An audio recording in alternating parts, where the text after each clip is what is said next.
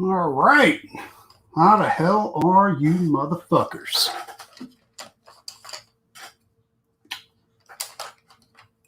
Just going to do a little, I think I'm going to start doing this from now on. Just do some art. Anybody wants to come in, just come on in.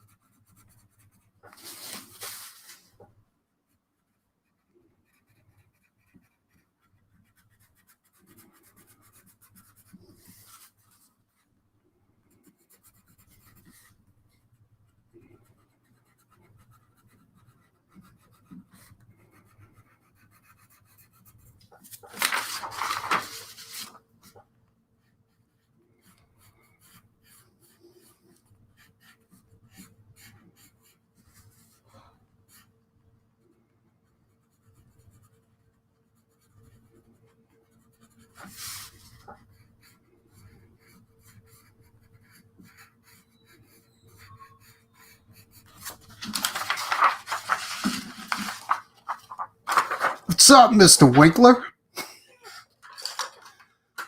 You want to come hang out, buddy?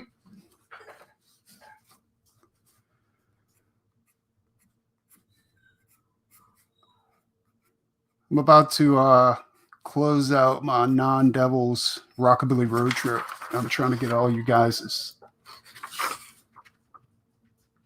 covers that. Can you hear the music?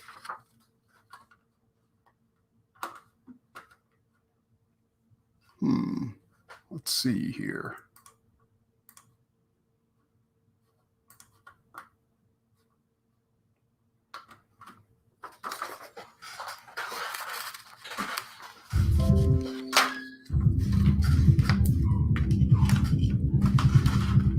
There we go. That's better.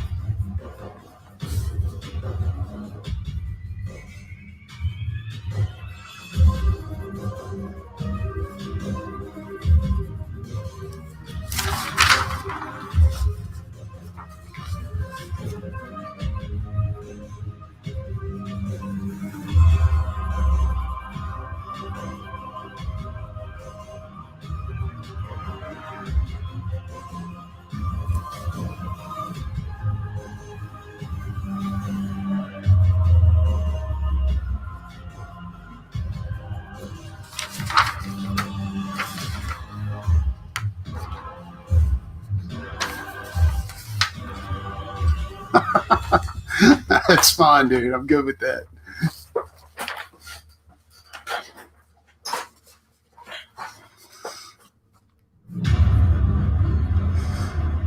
I want to get my hands on that Sovereign Wolf ASAP. So box away.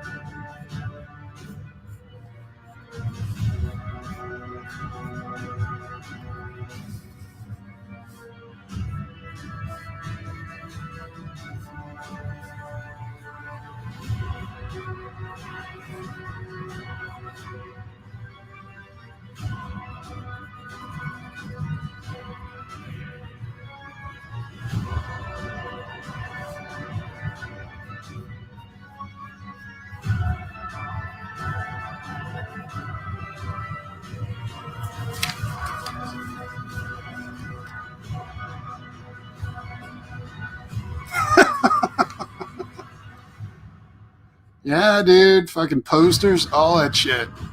And the reason why I never offered original books with, books with original art was because they had to be shipped completely separate. Otherwise, I'd be rolling books up. So I kind of avoided that headache. You know, I made it as an add-on so people could go ahead and add it on if they wanted to. But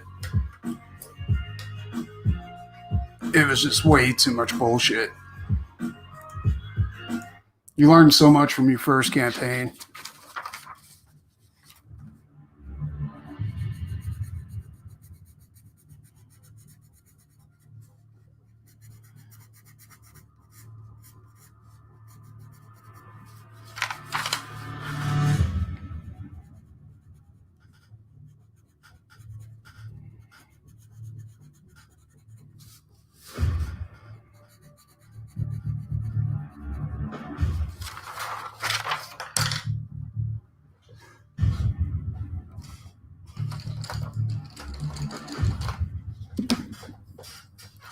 I slapped my face into the camera.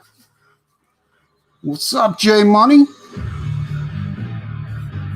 You can come hang out if you want, dude. I'll drop you a link.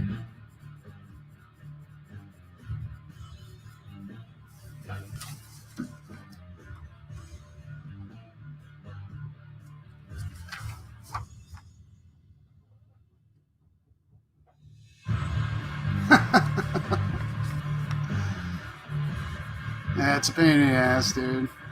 You really need help doing this type of stuff. Like, it's really rough. for guys like us to do this, by ourselves. We got to, but I mean, it's just a pain in the dick.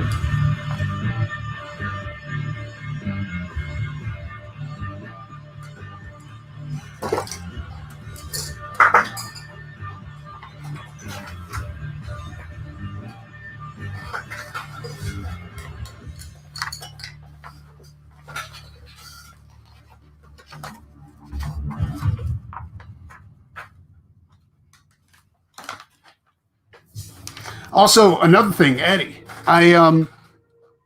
so I had a couple of things I had to mail out this week, and I've decided I want to use Pirate Ship and just try Pirate Ship out just once instead of just going with stamps.com again.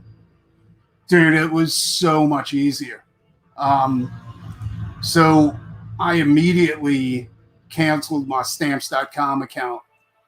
As like, it was no glitches.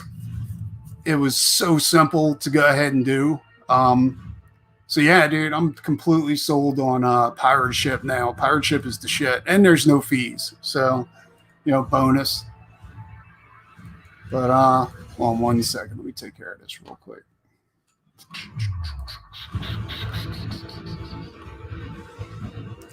So yeah, if you do decide to go with whatever shipping service you decide to go with, definitely at least try Pirate Ship out, because Pirate Ship's the shit. Pirate Ship is the shit.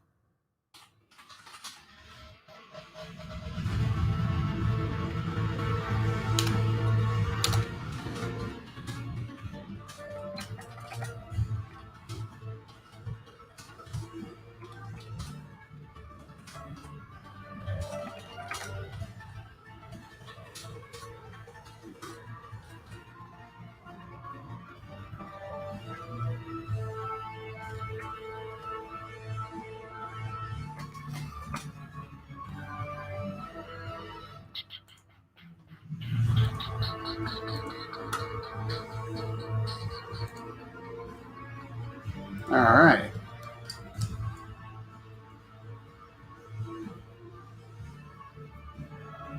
Dude, stamps just has too many glitches. Like, I mean, I would get insurance, and then when I printed the shit out, like, the insurance had disappeared.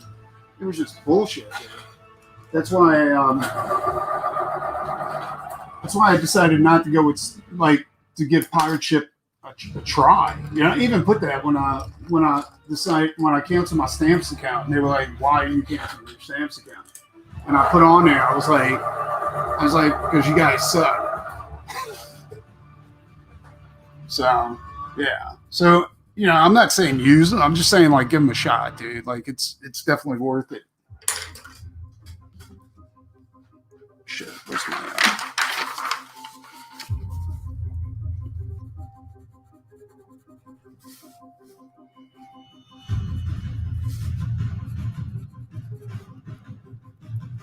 and it's the same as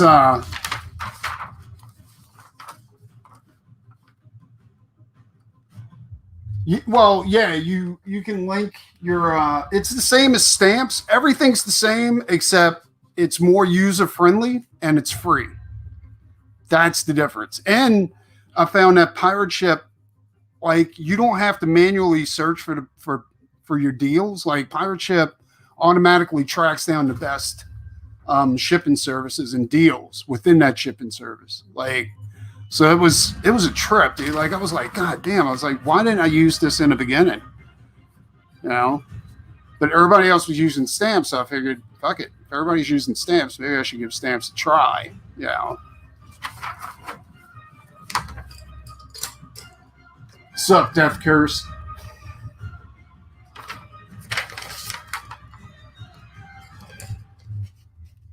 Yeah, dude, definitely at least give it a second look. If you don't use it, that's fine. But, you know, just check it out, dude. Like, pirate ship's definitely um, something to look into. I was skeptical at first because I was like, because anything that's a free service, automatically I'm thinking, yeah, it's bogus, you know. But nah, dude, it wasn't bogus at all. It was really legit.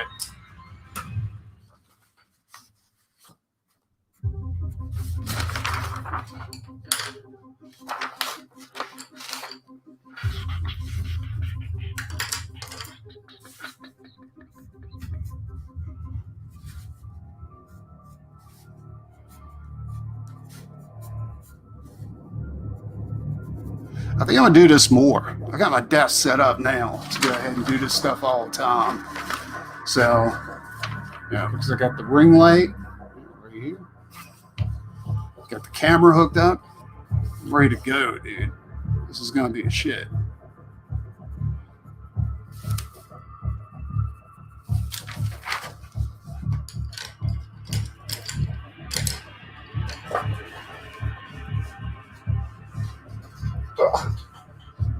Also ordered some acrylic paint markers that I've used a couple of times, but dude, they are so badass. Like I was stuck on these at first, and I paid like maybe $200 for a set of these, and they worked really well. But I want to see what else was out there as far as acrylic paint markers, and these were a lot cheaper. Like they were cheap enough to where it didn't bother me to go ahead and buy a batch of them to go ahead and try it out. And dude, I'm telling you, I paid like $26, $30 for a set of like 36 paint markers, and it was like one of the best things I've ever done. You know, like they're badass. I don't like using Copics because Copics, from what I understand, like there's an like they're not meant for like long-term art, like stuff you want to archive because they have an acid in the ink, you know, the alcohol based, you know, marker ink, and so eventually it's going to eat through the paper or rot the paper out or something like that. So I want to give something. So I want to try like. So I've always like used watercolor and acrylics and stuff like that to color my stuff, you know, for quick commissions and stuff. But I when I found these acrylic paint markers, I was like, dude, these are the shit, and they seem to be working out pretty good too. Yeah.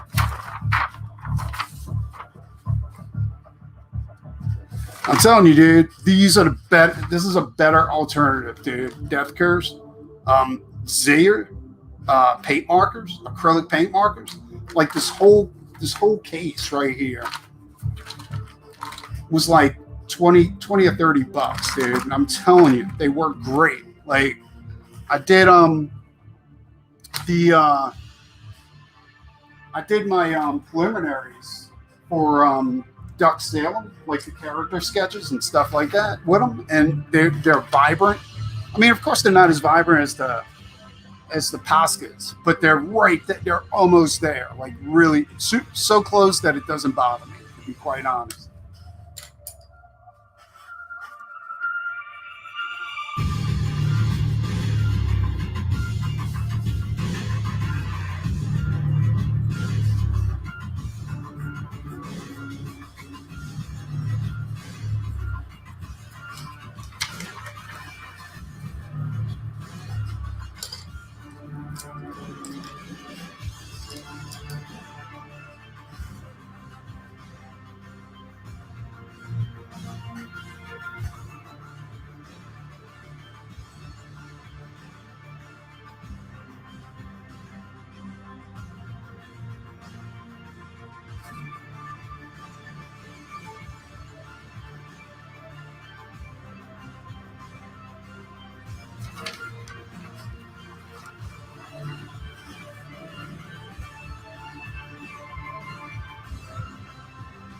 Yeah, dude, I'm telling you, those Zayers are badass. Like, I I'm definitely going to be using those from now on. Like when I got the Poscas, like the Poscas are gold. Dude. I'm not saying they're bad, but like you said, they are expensive. Um, Plus, I got too big of a tip. Like the tip was, it's I got the bold tip instead of the fine point, and the bold tip's good, but I'm kind of wanting to use them to do to increase my speed because I want to do I want to start painting my comic pages, and they're they're too bold for that. I mean, they're good for laying down flat colors, but that's why I'm going to use acrylic paint and watercolor to lay down flat colors, and go back and do all the detail work with the Zayers, the paint markers, and the Poscas are just too much. Like they're too big to do that. That was my mistake. Yeah, but the Zayers are more of a fine point, and they work so much better. Like well, they're like the color vibrancy is so close. You know.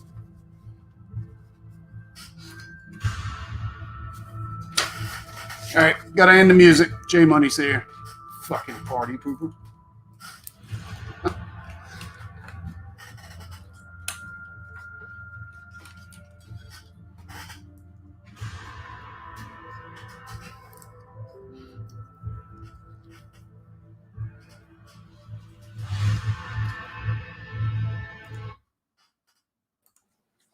What up, Money? Yo. Do you like my new setup? Can you hear me? I can hear you. Hold on one second. Turn this music off. I thought I heard an echo. Say something. My name is Justin, and I am here to give hugs. There's definitely an echo.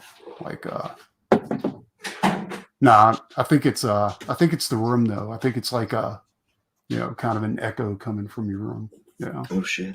Should I bring it closer? Oh no, you know what it is? You got a whole new setup, like mic and all. How is that? Is that better? Yeah, it just sounds like you're in a auditorium or something like that. Yeah. I have learned through broadcasting the earbuds. So I had it like 22, so I moved it all the way down to 6. Yeah. So you're probably hearing my fucking earbuds. But yeah, I totally changed the room, man. My wife was tired of being under the vent of the AC unit, so change everything. Let's see here. Yeah, I spent some money on goddamn cameras, unfortunately. So this is a new camera. How do I look? Do I look good? That's the one where you spent $200 on it. Yeah. It's sharper. Yeah, it looks good, right? But you know what? If you go into your camera settings and do advanced in StreamYards, like you can increase the DPI that your camera's putting out.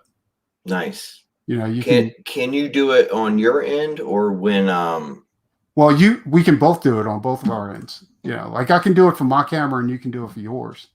Nice. Yeah. So, bro, I've been trying to get this broadcast. Can you take me off this? I look beautiful, I know it, but thank you. So like, bro, I completely the whole room, everything is different. I gotta learn to keep the headphones down, like you said. But I actually got a brand new router. Sorry. But it has 4G and 5G, and it was broadcasting both 4G and 5G at the same time. And I would touch the router and the modem, and it would get so fucking hot. Oh shit. So hot. So I got that fixed because when I'm on camera, this shit would fucking it just get bad. But when you're streaming, you're so clear. When everybody else is streaming, they're so clear. But I bought a 4K camera. Yeah. Like that's why it's clear. But and then like this camera right here, this is a HD camera that I got pointed down at my piece that I'm working on. But my other camera that I switched to whenever I'm doing you know, whenever I'm showing my face. Yeah. That's my 4K camera. What is the brand? So I got the Logitech 1080p 60 frames per second. It's like $189 plus. Yeah, that's what I got. That's the one that's shining down on my piece right now. Okay, good. Yeah. The other one is a Tech or something like that, like 4K, you know. And I actually got that one to go ahead and use for this is the one I've been using. Is this one right here? This I gotta get the lighting right. I'll get that you can't even see it. But anyway, it says it's Mexico. It's Mexico? Yeah, like Mexico. Ah, okay. Well, I wasn't impressed with it. No, this like the Logitech I spent what you spent, I think. I spent a couple like 150, 120, something like that on it. The other one I spent $250 on it, you know. And the difference is insane, dude. Like crazy insane. The problem is that I can mount this camera to my selfie light, you know, and because it weighs a lot less than a 4K camera. You know? Right. The only problem is it shakes a little bit. Mine, because it's mounted to my desk. Yeah. That's so why, so the desk is shaking. Okay. Yeah. That's why I got it, because I'm planning on doing a lot of stuff. Like when I start working on this one again, I'm gonna go ahead and paint this while I'm doing, you know, while I'm live streaming. Yeah. And also while I'm doing this, and whenever they do art auctions, I can just like throw shit down, you know, and have that, you know, and do stuff like that. Like I think it's gonna be badass. And I upgraded StreamYard because I canceled stamps.com, so I don't have that bill anymore. So I used that money to go ahead and upgrade StreamYards to go ahead and do you know, live stream Facebook and all those and you know, and YouTube and shit like that. And you can do it at 1080. Yeah, I did that too. And that's what took a little bit of time for me to go live, because I was It's expensive, man. It's not that. Well, I did it monthly. I didn't do the $250 like right up front. I just went ahead and did the monthly plan. But you spend like $5 extra, you know, whenever you do that. But I don't like just dumping a ton of money out. You know, I did that once with Shudder. Yeah. And I was like, oh, cool. You know, a horror station, you know, a horror streaming service that only does horror. But then I realized like all the movies on there were like really shitty. You know what I'm saying? Like they got a few good ones, and that's pretty much it. You know, and I was like, oh, dude. You got you got a lot of Hollywood boys in there. Yeah. So I was like, okay, let me try the monthly plan, and then if it works out, I'll go ahead and do the yearly, you know.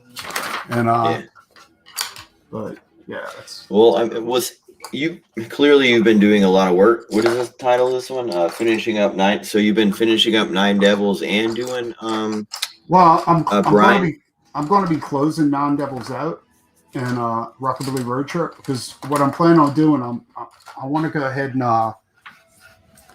I'm going to start working on the new 9 Devils, and to do that, I can't have this campaign run. So whatever if people want to, you know, get their books, it's going to be like the campaign's going to be closing within the next couple of weeks.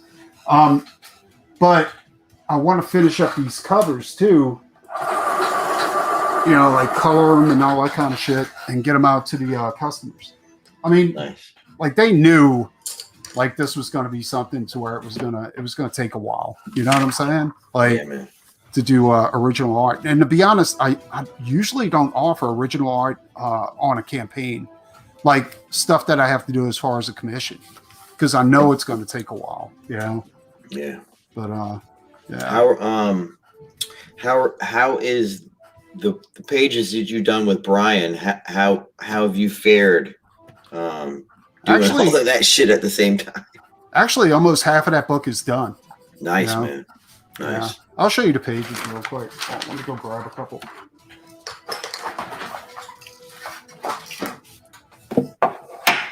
Hello, everyone. ID Crisis is here. He said hello, Preston. We got Nefarious as well.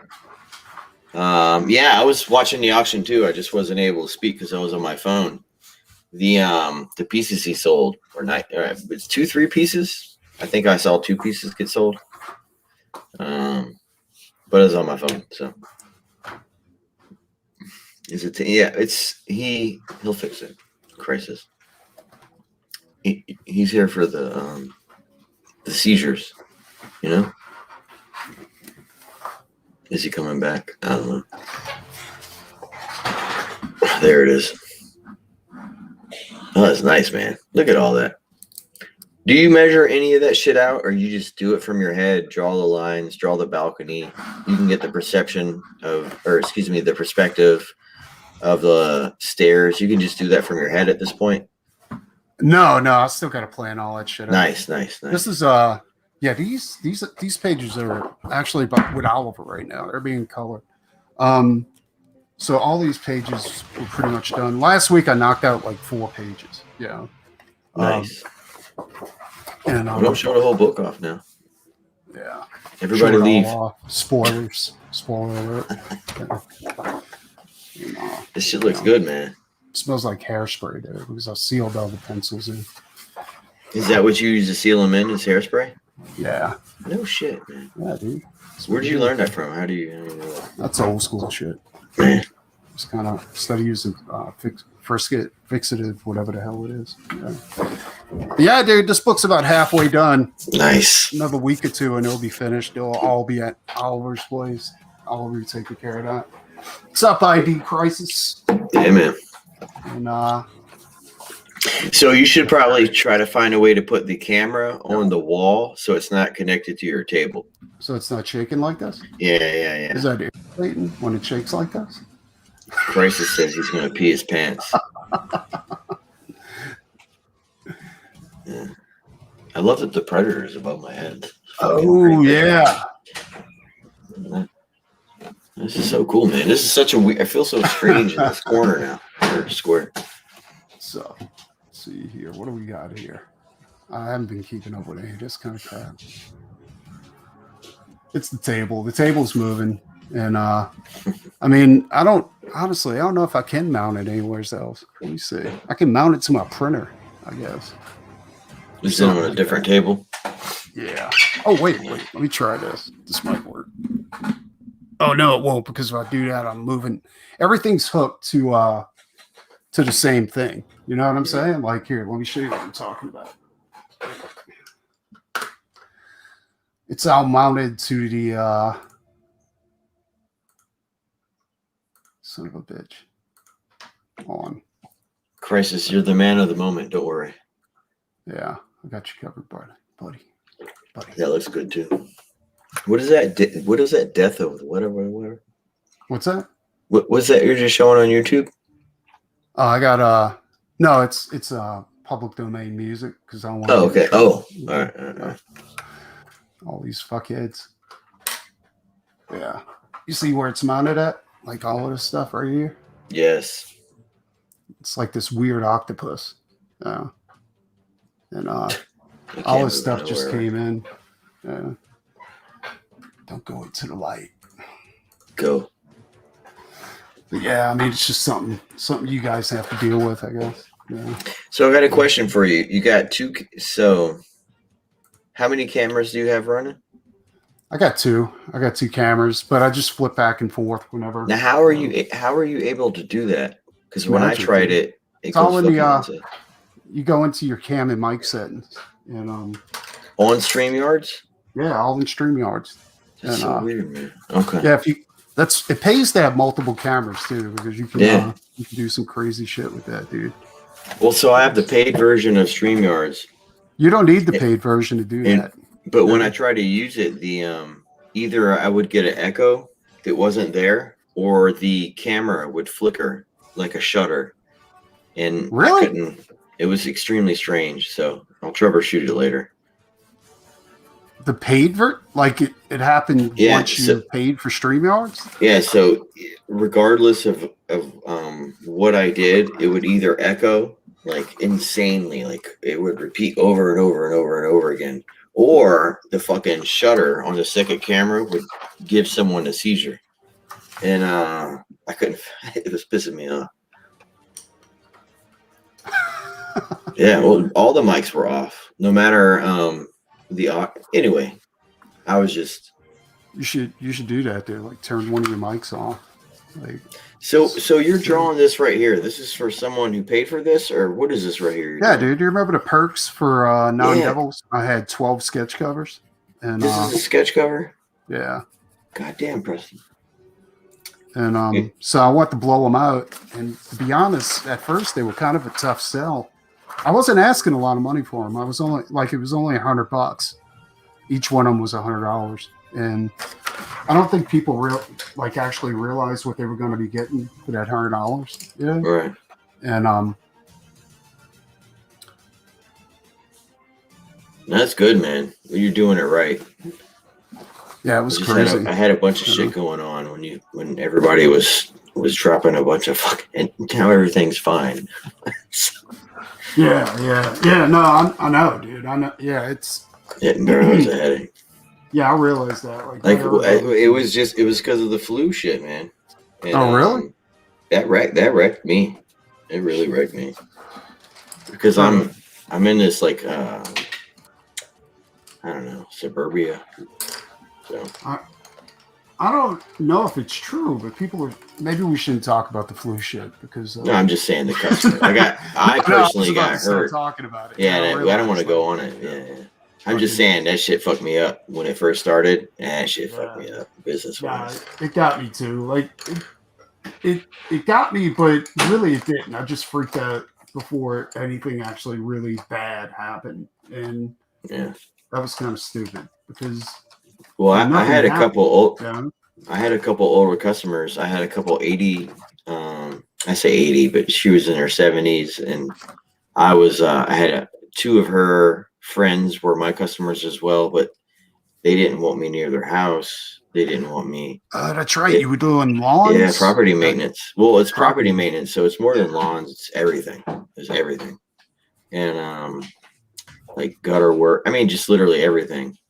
Because they're old women when their husbands are dead. So what were they going to do? They were just going to let their grass like grow crazy out of control, or their garden go to shit? That's what happened when this started. That's crazy, dude. It was crazy, bro. Did you did any of that stuff come back? Did you get your some of it did. Clients back? Some of it did. You ever heard of Home Advisor? Home Advisor? Yeah. So it's just a app you download. They send you leads, but you got to pay for all the leads. Yeah. And when this shit was going down, it was the worst, the most insane, worst chain of events could ever happen. I can tell you this right now. Like one of the best things that happened through this whole thing, and this isn't from a property standpoint, right? Like was the riots and all that kind of shit. And because what happened was like right now it's so easy to sell your house. You know what I'm saying? Like people, they're willing to like make so many concessions just to buy a house in the South. You know, it's crazy. They're flooding down here. I love it. Yeah, and we're about to sell, and like at first we're worried. You know, well we're not moving far. We're just moving to a different part of Louisiana.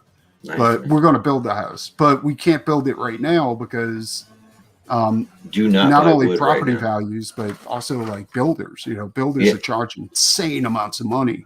Well, it's not that; it's the wood. So some houses are adding $20,000 to $30,000 extra to the home building price because of the price of wood increase.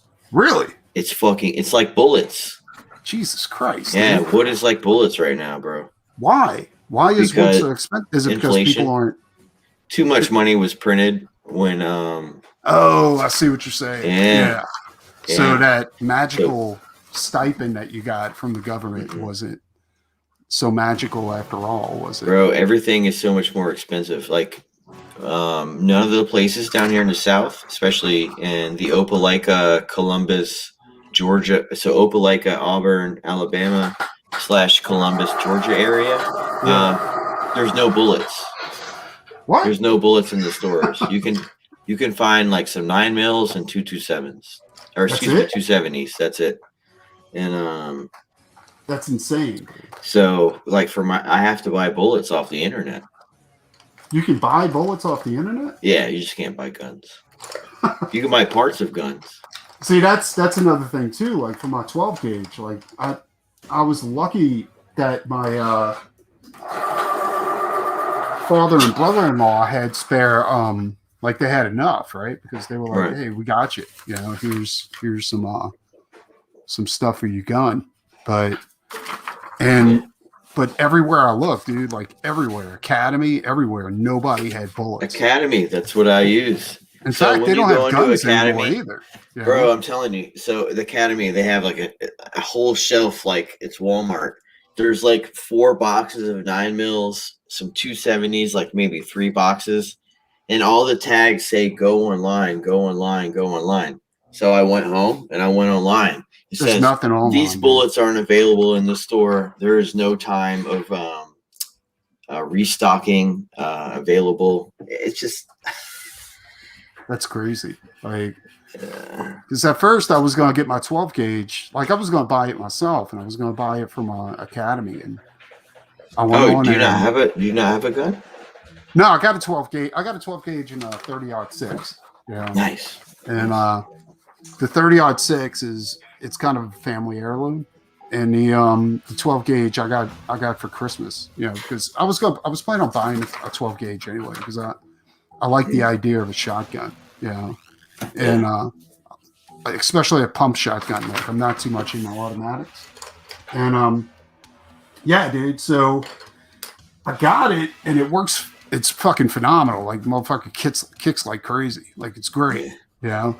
And but fucking bullets, dude. Like bullets are crazy. Like you know, you just can't get them.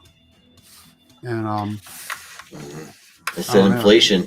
I don't think it's inflation at all. I think they were pressured into not selling. Well, they're not stocking. They're purposely not stocking. Yeah. So you got inflation plus businesses purposely not sending bullets to store. Yeah. There is plenty of bullets in America. Plenty.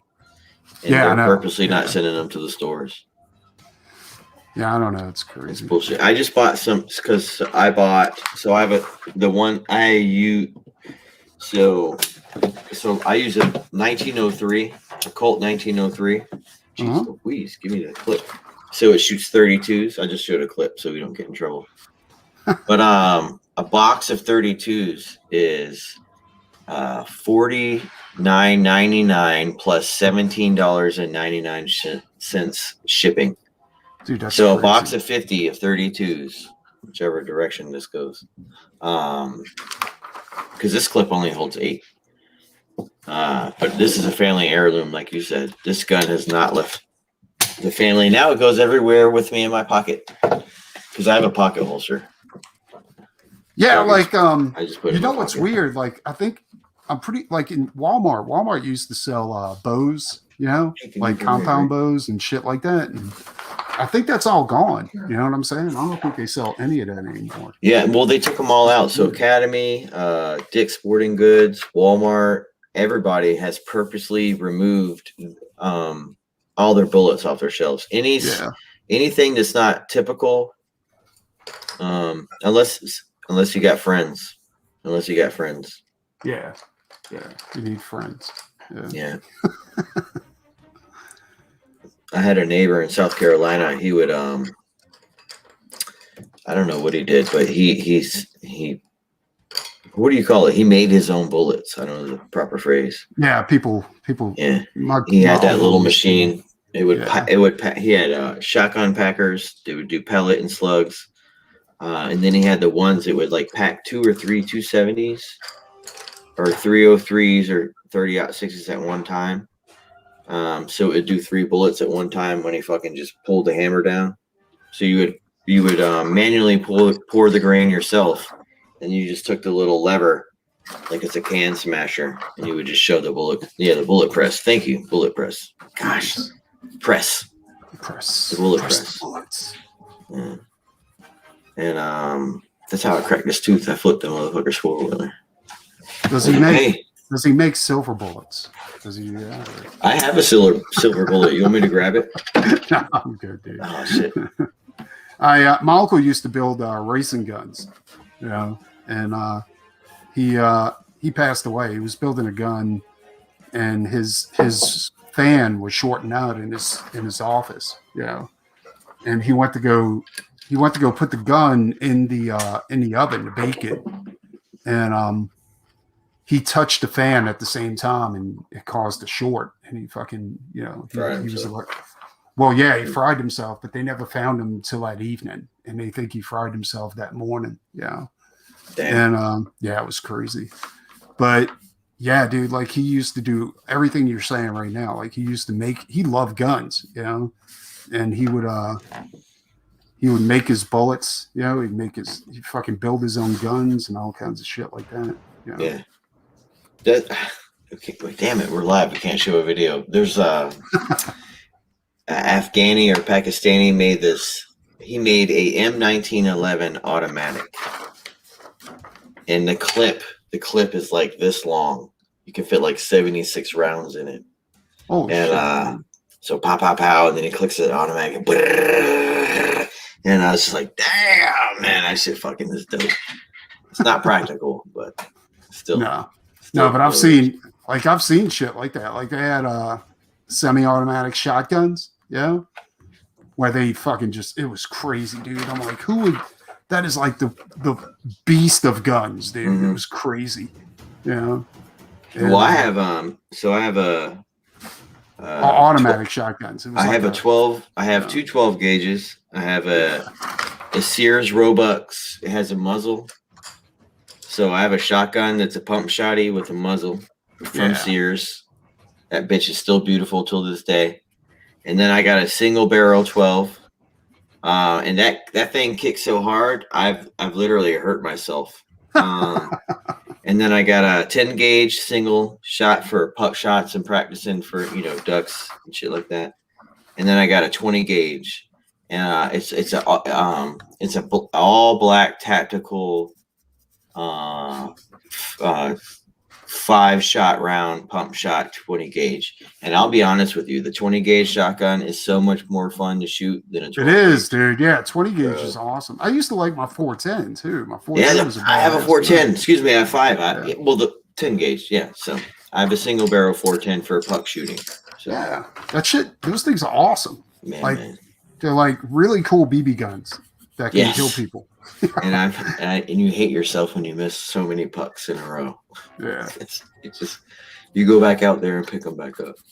We used to just go shoot in the woods and shit like that when bullets were a lot less expensive.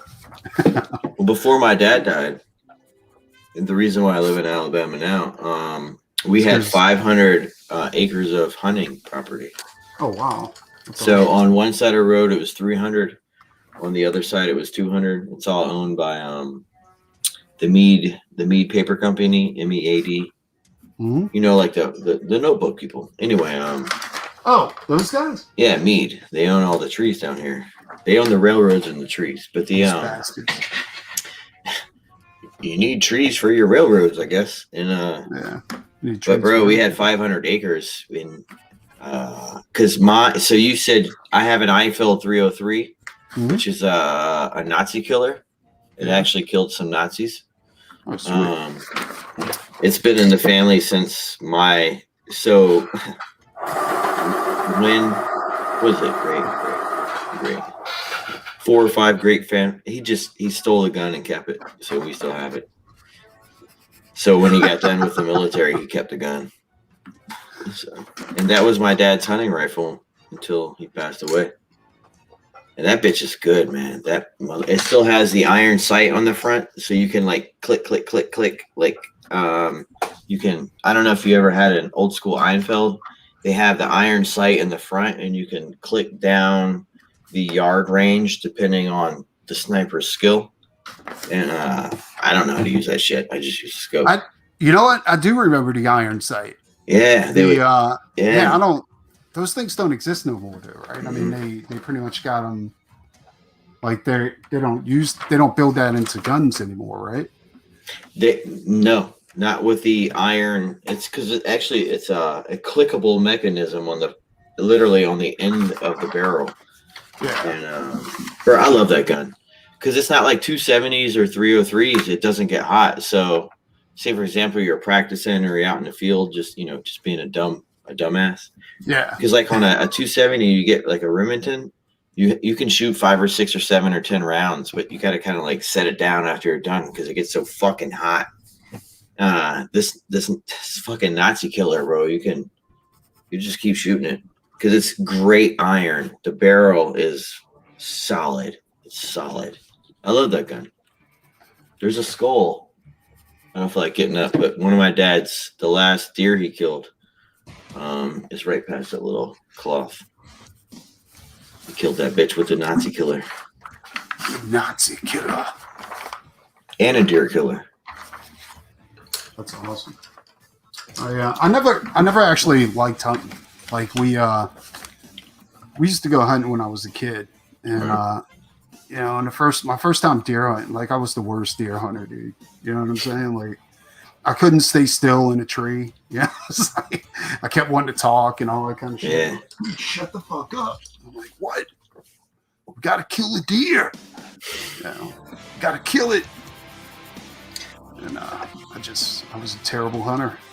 Just couldn't do it. So how long does it take you to do one of these sketch pages?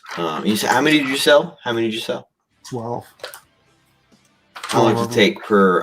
Are you doing a double pager per one? No, they're all wraparound covers. I told everybody that if they all sold, I was going to do wraparound covers on all of them, and I don't mind doing it. It's a blast to do these fucking things, but yeah, man.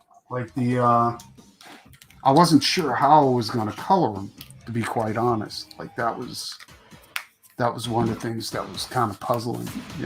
How the hell do I do this? Because the problem isn't like physically doing it. The problem is what mediums can I use on this shitty paper that they use on covers, right? Because they don't react the same. Like some of them are good for Copics, and some of them Copics just doesn't work for them. And then some of them like are okay for watercolor, but others, as soon as any type of moisture hits it, it automatically like warps and gets all distorted and shit like that. Yeah, fucks the pages up. Yeah. So it's hard to figure out what you can do and what you can't do. And so with this, I decided just to go with color pencils and come back with acrylic markers. And but I did try everything at first. Like Blake Miller was one of the guys that got one of these covers, and I went ahead and tried some watercolor on it, and it was okay, but it just didn't turn out the way I wanted it to. So I decided to nix that. And there was a couple other ones that I experimented on, and it just wasn't working out. Shit looks good though, man. Yeah, it's coming out okay now, but I mean, the thing about color pencils is that color pencils, they're not vibrant. Yeah. They just, I mean, they're okay, but once you start using other mediums that are a lot better, color pencils just can't hold a candle to them. But other than that, it's been a blast doing these things. I can't wait to do more in the future. Yeah, man. But, so what are you up to, dude? Those books, those Conans are fucking awesome, dude. Like every one of them's cover is rolled. So God damn, dude, look at these covers. Oh, man. I think that's how they stored them though. Like if they had them laying down, usually that causes the covers to roll over time. Especially on those magazines. Well, it's in my short boxes. I actually flip some of the covers with some of the old shit, so not every single spine is on one side of the box. Yeah, and but they're good. They're clean, especially those late 220s. I breeze through them. It's unfortunate not every issue of what is it like 180 to the end of the 230s or 40s, and that was when it was done. Conan For those magazines, if I'm not mistaken. I actually was surprised. I thought they never made it to 220. I was surprised that it actually went into the 200s. I was like, whoa. The end of the series is actually more expensive than I say expensive. It's more collectible. Because it had a lower print run. Is that why? That's how I feel it was. They were ending their series. That's how I feel it is. Yeah. And I sent you a few. What did you think about that Ghost Rider 8? Because I threw that in there.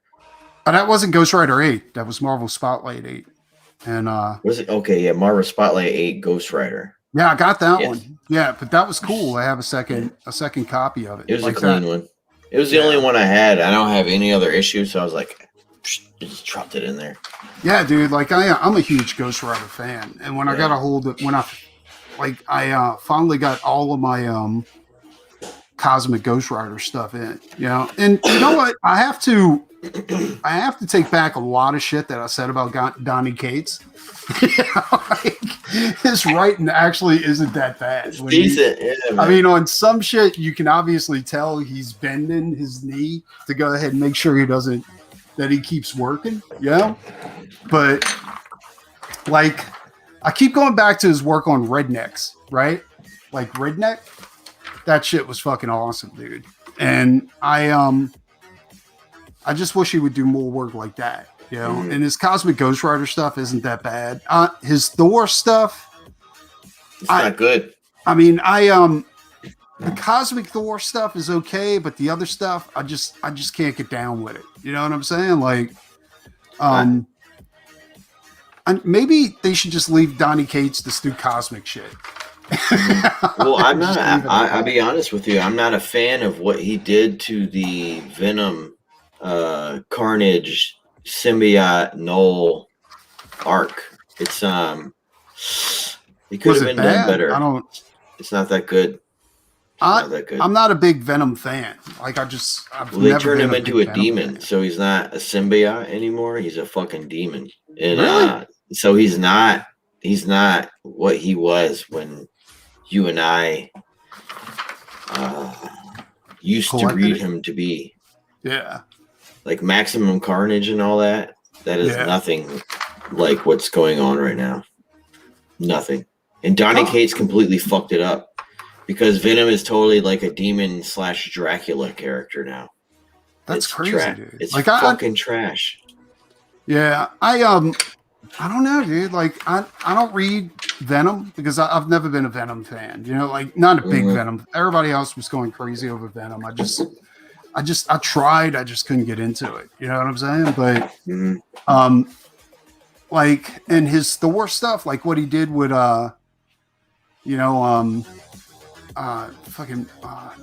what's her name? Which one? With the female Thor? Yeah. Oh, Jane Fonda. Yeah, Jane Foster. So I was Jane Fonda. I wasn't cool with that because he made it, and then he kind of degraded Thor even more after that, right? Like he made Thor like beholden to his hammer, and he was like a drug addict, and he was so beholden to his hammer, like he would do like the most heinous shit. Yeah. So that he could keep his hammer, or whoever wielded the hammer. I was like, that's not Thor, dude. What are you doing? Right. So like in the Donny Cates in the new Thor series, like Galactus loses a fucking arm. Yeah. Yeah, but I'm cool with that. Like I'm cool with Galactus like taking a few hits to kind of make Thor like a better book. You know what I'm saying? Yeah, like, but the book isn't better. Yeah, I don't know. I kind of dig the whole idea of Thor being a herald of Galactus.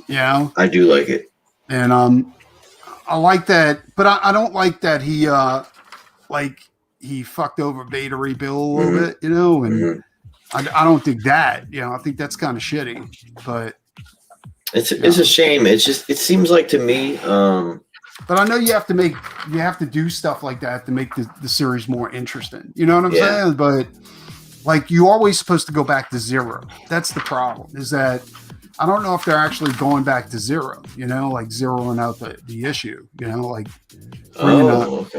bringing the character back to what he originally was, you know. And but then again, I mean, honestly, that's one of the reasons why I don't collect Marvel or DC anymore. Pretty much is because, you know, I kind of don't like the same old story being told over and over again, you know. And I think what they've been doing, and I get it. It's because you know, these are corporate characters. They're going to be, you know, they're being set up for the next generation to read them, you know, and shit like that, and get on board with, you know, whatever stories they did before, you know, and you know, but that's what you deal with when you're dealing with corporate, you know, and that's why I like indie a lot, you know, like as far as like Grendel and Madman and shit like that, because those characters change and evolve, you know, and man. That's what I think about that. I feel like that's what a lot of folks are doing with is it Ken or Ben, with Ben and the Kozor? I feel like a bunch of you guys are bringing back the shit that I used to read in the fucking commissary when my mom was buying groceries, and the stuff that I couldn't buy in the comic shop that I thought was dope as shit. Yeah, that my mom wouldn't buy for me because it was too much money. Like, please keep doing that. No, I dig that, and yeah, man. Like, yeah, man. I like that, but the deal is with characters like that is that to keep the character original, you have to end the character at some point. You know what I'm saying? Like, you can't, because if you go too far, you're going to keep regurgitating the same shit over and over. Now, what do you mean end the character? What do you mean by that? Like, you have to put an end to the story at some point. Like the Crow, for instance, right? Yes. I think James O'Barr's Crow was so great. It's because, like, not only was the writing so good, like in the beginning, because you were like, oh my God, this is the greatest thing ever. But when he reached the end and you see Eric Draven like dying at his girlfriend's grave, you felt that sense of loss too. You know what I'm saying? Like, because you were like, holy shit, it's like, it's really over. You know, like there's no more Eric Draven. You know what I'm saying? Like, and like that's also, it's like your favorite television series. Like, when it comes to an end, you know, you're like, fuck, dude, like, that's it. You know, I need more, you know, but there's no more, you know, and it's almost like the loss of a family member when that kind of shit happens. But like, I think you need that to kind of make the character, you know, like iconic to a certain extent, you know, like, yes. Yeah, like well, there's a few TV shows that are doing it now, and I appreciate the shows that only aspire to do 1 to 4 seasons. Yeah, to get the fucking story over with. Exactly. You know, because it's like jumping a shark. You can't always run the show for fucking season and season and season. So I completely fucking agree. I completely agree. Yeah. I mean, like Captain Marvel from the original Jim Starlin's Captain Marvel. I think that character has such a good cult following is because they never brought him back. Right. You know? Like, once he died, that was it. Like, he was dead. And they were like, well, that's it. And I don't know why they never brought him back, because like, I kind of thought he was a great character, but the like, I'm kind of thankful that they didn't bring him back too. You know what I'm saying? Like, because if they did, he would just be another mediocre character. Mm-hmm. You know? And I don't know, dude. Like, I kind of dig that. I think that's really cool. Yeah. But well, I appreciate. Well, so what I think what we're missing today, which is what you guys are doing, you know, like yourself with Nine Devils, creating your own IP. the history is not long enough to be able to be faced with those problems. And we'll use what's the tall guy fucking doing shit Zaid Comics. The tall guy? Oh, so Zaid Comics. So those two guys, they're creating their own universe, and hopefully, as you were just describing to, it doesn't get drowned out in history, bro. I think that's what the problem is with these fucking Marvel movies, is they're trying to make them something that aspires to like a Grammy or an Oscar or something like that. Yeah, it's not about the character, and they're no longer. Yeah, it's the same. It's the same thing. So it's okay to have an ending to a fucking book. Yeah, exactly. It's totally okay. It's like Watchmen. You know what I'm saying? Like, I honestly think they should have just left Watchmen alone. That was it. Watchmen was done. Yeah. Alan Moore said everything he had to say about Watchmen. Fucking leave it alone, dude. V for Vendetta. You know what I'm saying? Yes, like another great one where it was just like, that's it. The fucking hero's dead, dude. That's it. Everybody go home. I'm okay with one-parters, or man, I'm so glad you said this. Is a good conversation in terms of like one-parters or trade paperbacks, 1 to 6 issues, where the story is said and it's done, and you can maybe have it in a an environment where other characters are still involved, but this is done. Exactly, dude. Like, there's nothing wrong with that, but when a character becomes corporate. Mm-hmm.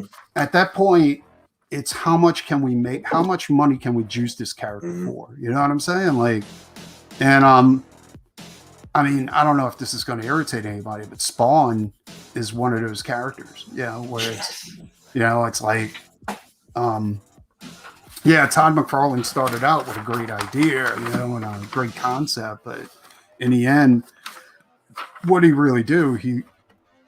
He created his version of a Marvel character, and I mean, it's a great character, but Todd's made millions off that motherfucker. And trust me, he's not planning on killing a character off anytime soon because he knows he's going to make millions more. Yeah. And, but those are few and far between. Yeah. So. Like Brian's character, Six Gun Gorilla. Of course, Six Gun's going to have to die at some point. You know what I'm saying? Or or there's going to be some type of happy ending where that's Six Gun's going to ride off into the sunset or some shit like that. But like what we're doing right now, any good story like that, like eventually it's got to come to an end to go ahead and make the character iconic. Yeah.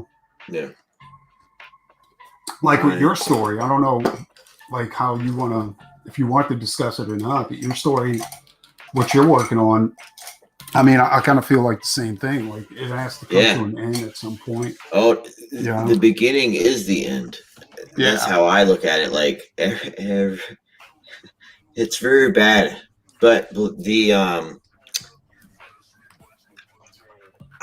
there is I feel like I have my ending. My ending is finished, but I have so much more that I've already brainstormed with Heather. It's fucking fun, especially with 2 of the characters specifically. Yeah. And I spoke. I'm not going to say any. So I have all of their names, everything. But bruh, like, I feel happy that I can murder them. At the end, they fucking die. And bro, I'm telling you, it's so good. And what's so cool, everything. So in my stories, so I study. Bring me up real quick. This is for you, Scott Heister. This is done. This is all yours, buddy. Oh, Scott, that's all Scott you. Scott Heister. Fuck yeah, Scott. Yeah, it's one of Scott's characters. Scott's character this character appears in Doc Salem. She's one of the FBI agents. I mean, like my version of the X-File. Yes, X-File, FBI. Oh, let me find this bag. I don't know what I did with it. I know it's around here somewhere. So Scott Heister, this one's for you, mate. Yeah. Everybody dies. It's okay. Yeah, that's and I think that's what's epic about the storytelling. If you can finish them off right, bro. Yeah. Well, that's the thing is that you as a writer, you have to approach stuff that makes people uncomfortable. You know what I'm saying? Like, you have to do things like death. Like nobody wants to. Yes. When you're younger, you're like, you feel like you're like fucking. I don't care if I die. Fuck that shit. I'll fucking do whatever. But then you get older and you fucking acquire skill and you build a legacy and all this kind of stuff. And then you kind of don't want to die anymore. I'm saying? Then you're like, no shit. What the fuck? Yeah. Like, look at this. This is a first printing. I love it. What's so it's that? Death Rituals, Social Order, and the Archaeology of the Immortal in the Ancient World. Nice. Death shall have no domination. Yeah. Look at this. That's fucking insane, dude. So, like, everything that I've planned is, God, dude. Hold on, let me find. I hate, one thing I hate opening these kind of books. Because you crack. Because then you have to read it. Yeah, well, I'm gonna read it no matter what. But I hate the crack. There's no paperback version of this book, so I would like to just shove this into a shelf and buy a paperback. Yeah. But dude, that's as thick as that book I got from fucking five something. That monster, that book by Barry Windsor Smith. Monsters that day. Fucking thing's insane. Yeah. Well, it's about 430 and some change. But nice. Bro, digging these people up. And all of my character designs are from these deaths. And of course there's some fantasy assigned to it, but bro, I've been reading these books for 20, 30 years now. 20 years. Yeah, man. Damn. My whole life. Did you see I didn't. You take me off this giant thing. You can see the outline of the picture I took down. It's fucking terrible. I have to clean that wall. Shit. I immediately broke the glass when I put that bitch down. What? Seriously? I don't know. So. But anyway, yes, I love what this independence movement is doing. I fucking love running into artists. It's something else. Holy shit! I didn't even see you put this one down. Yeah, I got this one for. This one, honestly, the rest of these are going to randomly go to different people in the list. Yeah. Damn, dude. All of them. Is this still up? God damn it. Is this campaign still up? Yeah, it's still up. There's no more sketch covers available. Motherfucker. These were just left over from unless somebody cancels, but I don't think anybody's going to cancel. They've waited this long. I don't think they're going to cancel now. They're like, fuck. Yeah, we're in the home stretch. Let's cancel. Yeah, that's dope.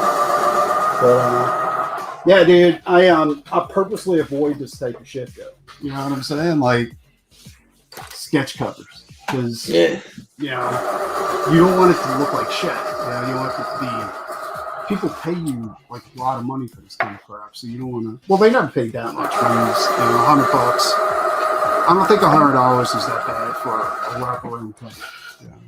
No, that's perfect, man. But yeah, dude. Oh shit! I have the bottle in. I don't know where my camera is. So how long did it take you to do the pencils for all 12? Well, I did it on the side, and while I was doing other work. But what happened was I had forgotten that I had these to do a few times. I got involved in other shit, and I was like, oh, dude, I got to do the sketch covers. What am I doing? You know? So I had to jump back on them. That's a blast. So is it going to be a blue base cover? A blue base cover? Yeah. I'm picking up. Yeah, I'm picking up my colors for this one. It's going to be space and time and all that kind of shit. And do you hear that? These were really cool though to do. Do you hear the music in the background? Or? It sounded like you turned it down. Yeah, I did, but you can still hear it though, right? Now bring it up just a little bit more. All right, let's see here. Oh, wait. So I want to point out. So my daughter's computer. So that's perfect. So in this room, I have my wife is there. I'm here, and my daughter's is over there. You don't hear the chipmunks fighting, do you? No, I don't. No, you got chipmunks? I have 2 chipmunks. I have a murderous cat, and this bitch, she kills chipmunks left and right.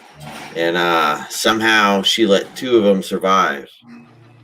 And we bought a rat cage. What does she got against chipmunks? She's a murderer, dude. Anything on this property, she'll kill. She's killed snakes, chipmunks, squirrels, mice. She's a murderer. Snakes? Like poisonous snakes or just snakes? We got grass snakes? Grass snakes, olive snakes, same thing. And then because I have like a pond that goes into a pond that goes what do you call them?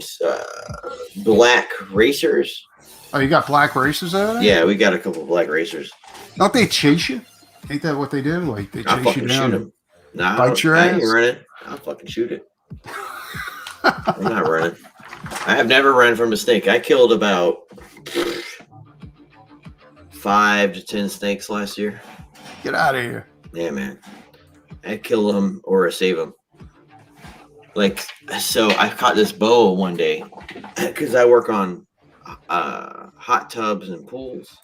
Oh shit! I forgot to take ID crisis off. And where's he at?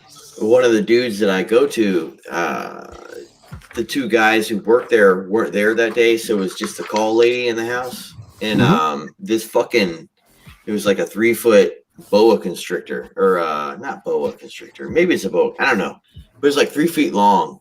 And she's like 62 years old. She's freaking the fuck out. And dude man texts me on the phone. He's like, bro, can you go get that fucking snake out of there? And I should have saved it because he was beautiful. He was so fucking beautiful. Do you like snakes? No, I had an incident when I was a kid. And I just hated snakes after that, dude. I'm scared to death of them, to be quite honest. I never got the deal like people who collect snakes, you know. I just don't get that. Like, you're one of those people that tries to get a snake to grow as long as possible and all that shit, or I don't know. I mean, is that a thing, or? I had in South Carolina, one of my friends, he worked at an animal shop.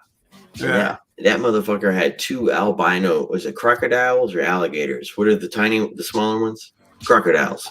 He had 2 albino crocodiles. Well, alligators are tiny. Like, they're not big. Alligators. They're small. I don't think we have, like, crocodiles. That's like the Australian shit. Like, those fuckers grow big, dude. Like, these motherfuckers are small. It's rare for our alligators to grow that big. Like, you know what I'm saying? Like, I don't know.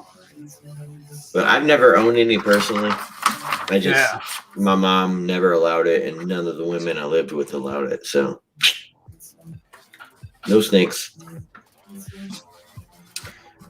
But crocs in Australia, they have crocs. Eddie's back. Welcome, Eddie. Hey, Preston, put me on your list for an 8-page. Oh. You want a story? He wants to draw an 8-pager for you. No, Eddie doesn't draw. Eddie's. Kenny does.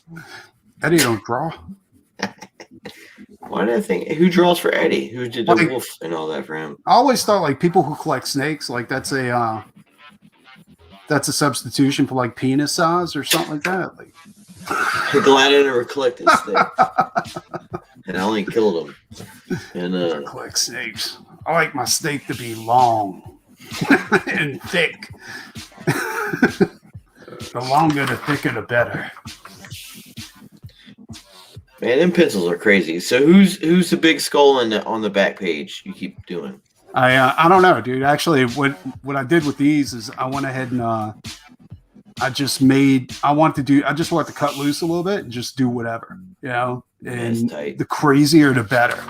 And then at some point, I was like I got bored with just doing like this fucking metal shit. So I was like, let me do some stuff like from the characters from the book, right? So, and the characters from the newer book. So I went ahead and I did like one of the cyborg soldiers out of the that's inside the book. Let me find them. They only appear in the beginning. Like, yeah, but man, this shit's so good. The covers. There it is, right here. Yeah, actually, I don't know if you can see it. Like, there he is. There it goes. Yeah. Nice. But yeah, they only appear for a short amount of time, and then they kind of just disappear.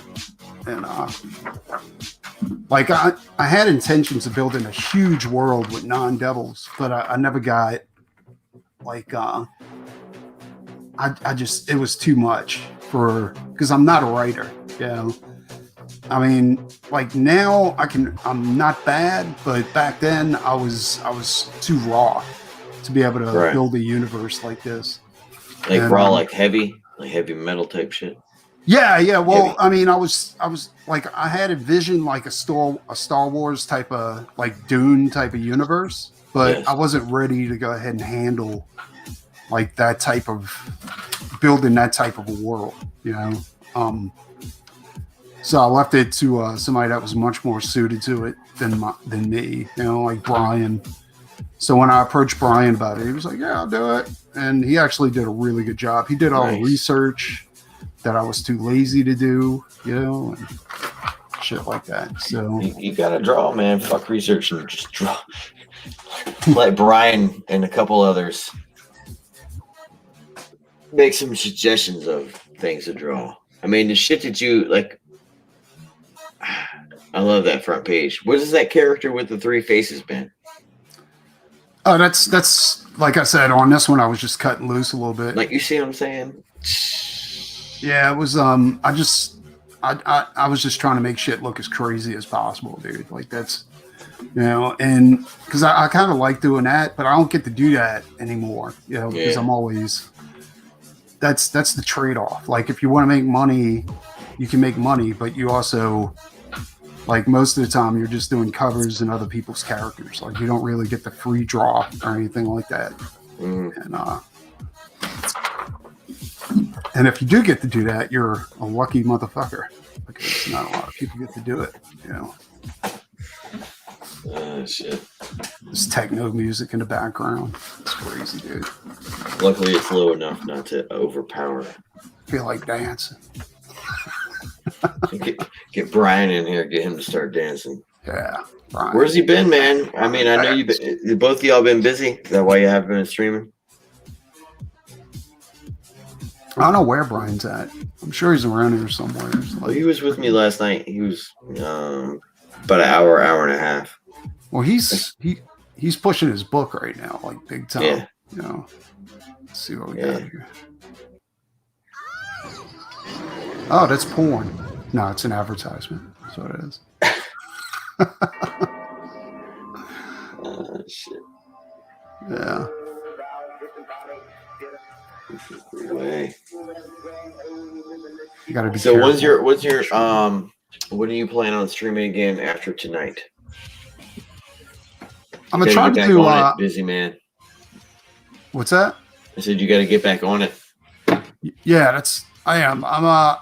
I'm going to try to do this like every now, like, you know, like 2-3 times a week, or whenever I'm doing something on my desk. If I have something on my desk, I'm gonna try to stream it. You know what I'm saying? That way, it instead of doing just like promo streams, I'm getting tired of doing promo streams. To be quite honest, I mean, man. Like if I have somebody on and they're like, hey, and they got a book out, I'll talk about their book, but I don't want to make that the purpose of the stream, because that doesn't make for a good stream. Well, everybody does them now.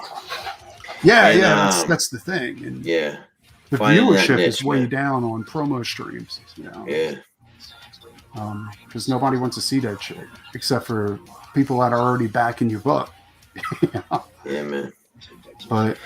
And if you look at a lot of the other streams out there, like a lot of the other channels, like they're not talking.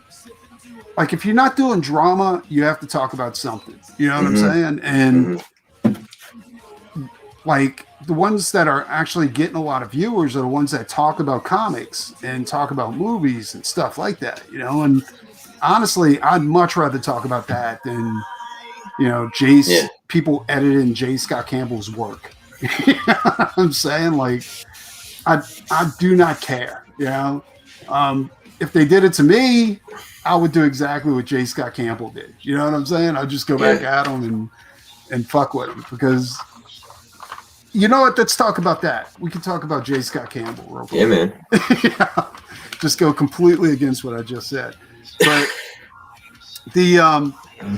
so what do you think of that? What do you think about the J. Scott Campbell? I think he fucked up, man. He shouldn't have. Oh no, I'm not talking about him talking about like Comicsgate or anything like that. No. Well, I think he's a person who takes a phone call and then makes the press release.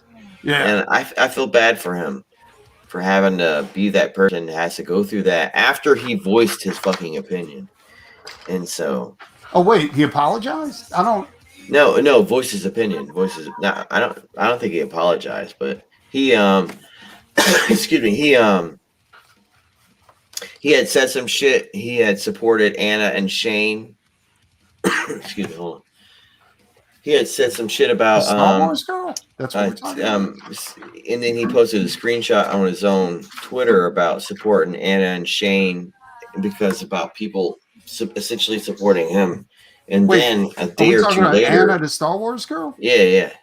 Okay. And then a day or two later, he's like, I'm not with these guys. I'm against fucking, Nazis and things like that. He fucking buckled, man. What was I know Peter Samedi was he very lightly went into it. Like he had a conversation, I guess, on Twitter with J. Scott Campbell or something like that. I'm not exactly sure what happened. Well, J. Scott Campbell started replying because clearly it got to him. He started replying to popular artists and being a dickhead in his Instagram replies and his Twitter replies.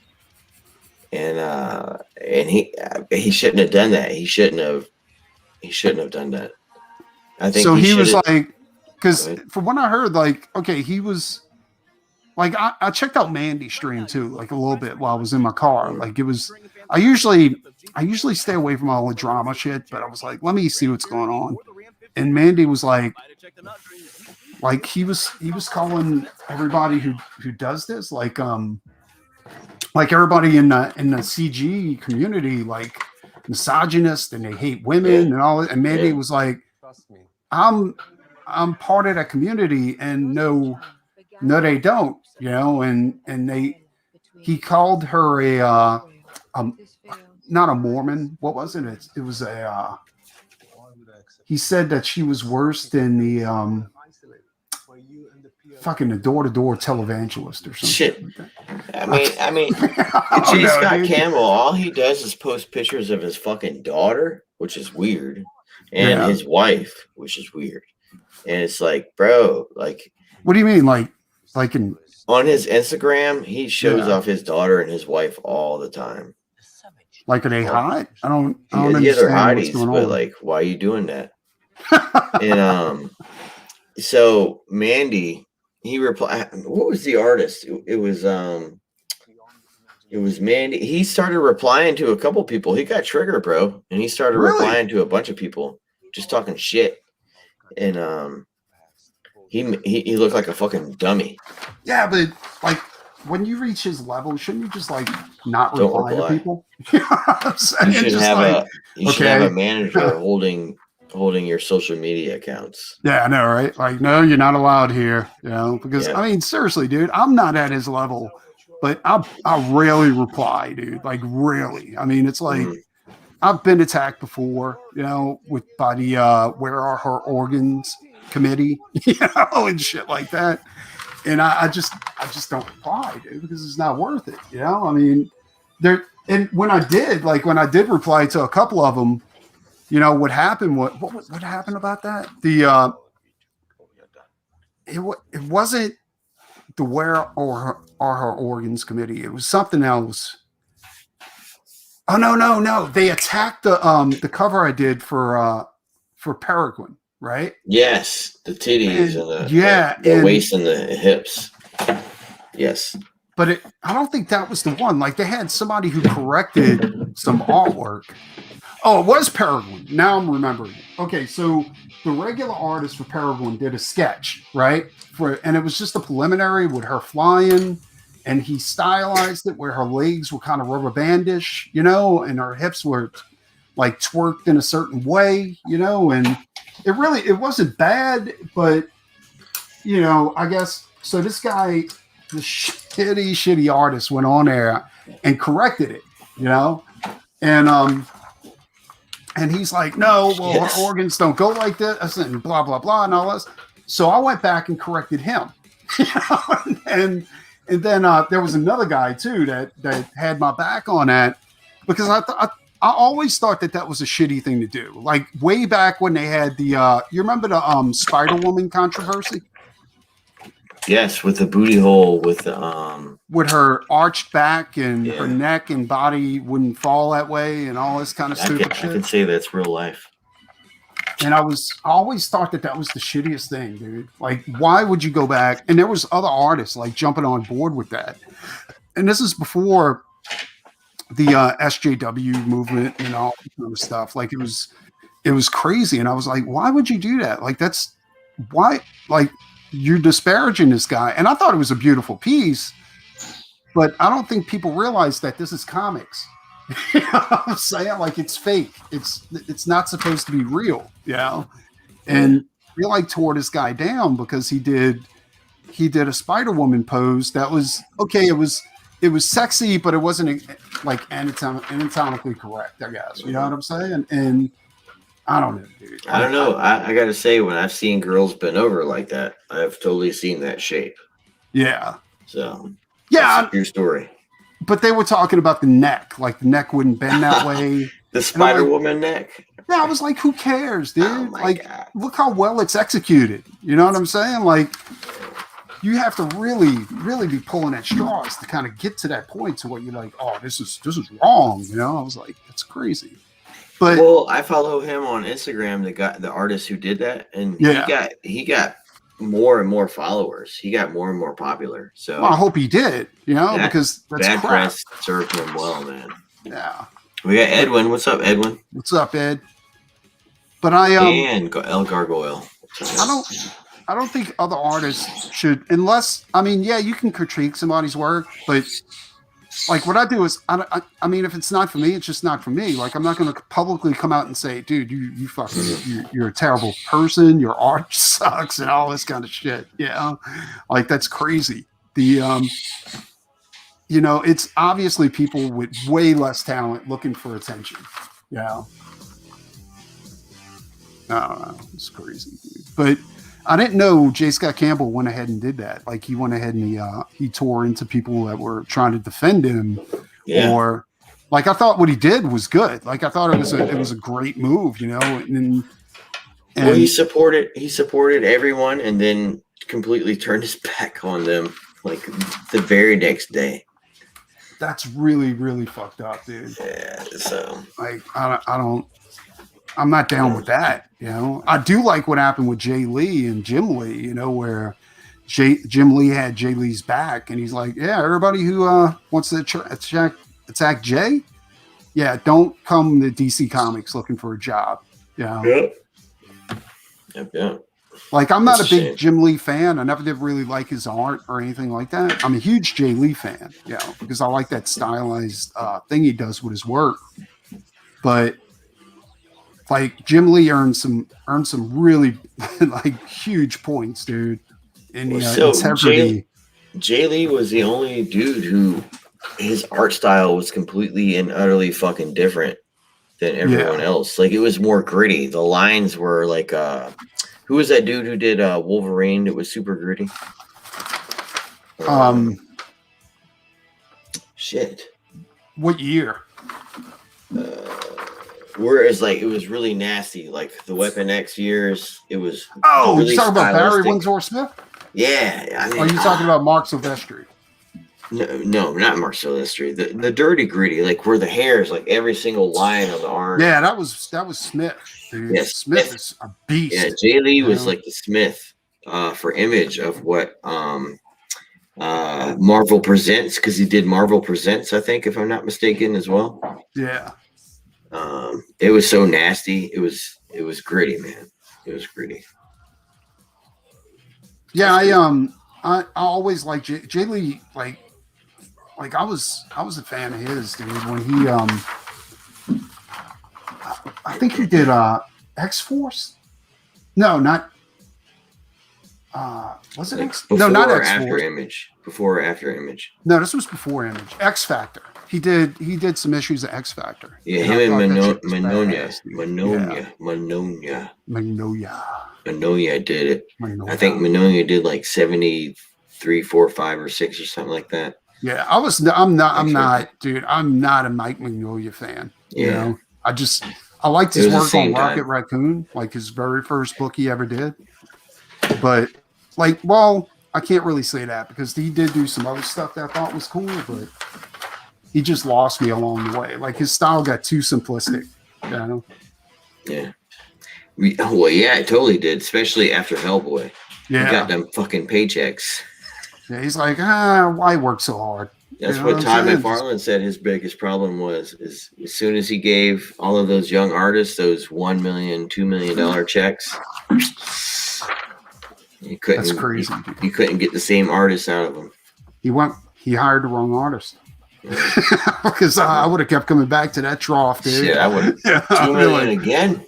Let's go. I'd be like, okay, I just bought my house. Now I need a Harley to go with it. I need 5 Harleys, man. That's right. Yeah, dude.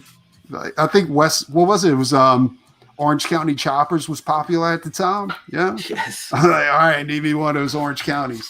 On TLC, I think. Oh my God, I watched the shit out of that show. Yeah, that was bad. Dude, you seen that, dude? Like, the dad, lately. How they look now?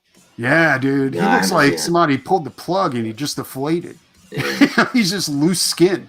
Is the shop still going on? The Orange County shop, is it still going on? I lost track of all that shit. I know those bikes were going.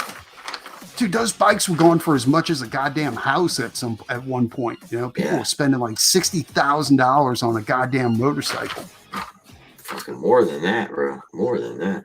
Yeah, it was crazy. I was like, you guys are insane, you know? And now what tripped me out is I was in that scene at the time because I was airbrushing a lot of those motorcycles, right? And later on, those guys tried to sell those bikes, you know, and they realized like those bikes that they spent like $60,000, $70,000, $100,000 for, they couldn't get the money back. Like they had no equity in those bikes at all. Well, it's just like baseball cards. I felt like it was the same thing, but the price dropped off so much quicker. I thought baseball cards were still collectible. Like, well, can you bring the price back to some of my cards, please? Shit. I don't know, dude. That's what I'm saying. Like, the only thing I ever collected was comics, and as a rule, like newer comics, I collected because I want to read them. Older comics, I collected because not only did I like those books, but because that's where the money's at. You know what I'm saying? Like, that's where they always hold their value. like golden and silver age books. If you ever come upon a lot of people where they're selling like nickel books, where the price on there was like 5 cents or some shit like that, you better jump on that shit, dude. Yeah. 20 cents, whatever. Yeah, man. I bought it was 1 through 75, the Ultimate Spider-Man, 1 through 50, 1 through 75, something like that. But issue number 1, I also got the white background, which was like a 1 and 2. It was only 2,000 printed. Yeah. I got it sent to CGC. I made all that money back off of just that one book. Get out of here. Yeah, man. And so, how was it dealing with CGC? Like, was it back difficult? in the day? It was easy. Yeah. Now it's not so easy. Is that about? I think, to be honest, I've never sent anything into them directly to their website. I always bought from people who would sell me the CGC book already. So I would get like the slabbed one and just like a regular reader copy. I've thought about sending some of my books in to CGC, but send them to a presser first or get them pressed first. Yeah, but I don't know, dude, because I'm really cautious about that kind of shit. Because tell them. So let me interrupt you. Well, so I got expensive books. You send it to them. So yeah, you send it some like there a couple of popular people who do pressing and they will send your books with them with their orders, which have huge orders. Yeah. So you're a priority, but you can request a 9.8, and if they don't give you a 9.8, they won't grade the book. Oh, really? So you send it to them, be like, I want all of these to be graded at 9.8, and if they're not, don't fucking grade a single one. They'll do that? Yeah, and they'll do that. Okay. So you get them pressed, you get them cleaned, and then you send them in. Especially if they know that you're Preston, you are the artist, you are the creator, they will pay more attention to you. Oh, yeah, sure they will. Yeah, that's exactly what happens. Well. I got like I tell you, I got my Vampirella #1. I got the first appearance of Sabretooth, like I think it's Iron Fist number 14 or something like that, 13 or 14. Right.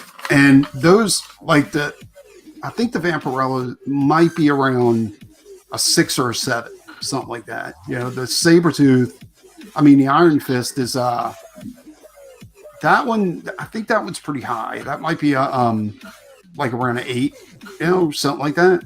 And also, dude, I got a ton of books. I got a shit ton of books that are really expensive, and I want to get them graded, but like I have a problem with trusting people with that kind of money. You know what I'm saying? Like, well, you find a good presser, when you send it to them, you claim insurance. So if there's ever a problem, you get that insurance money from the fucking shipper.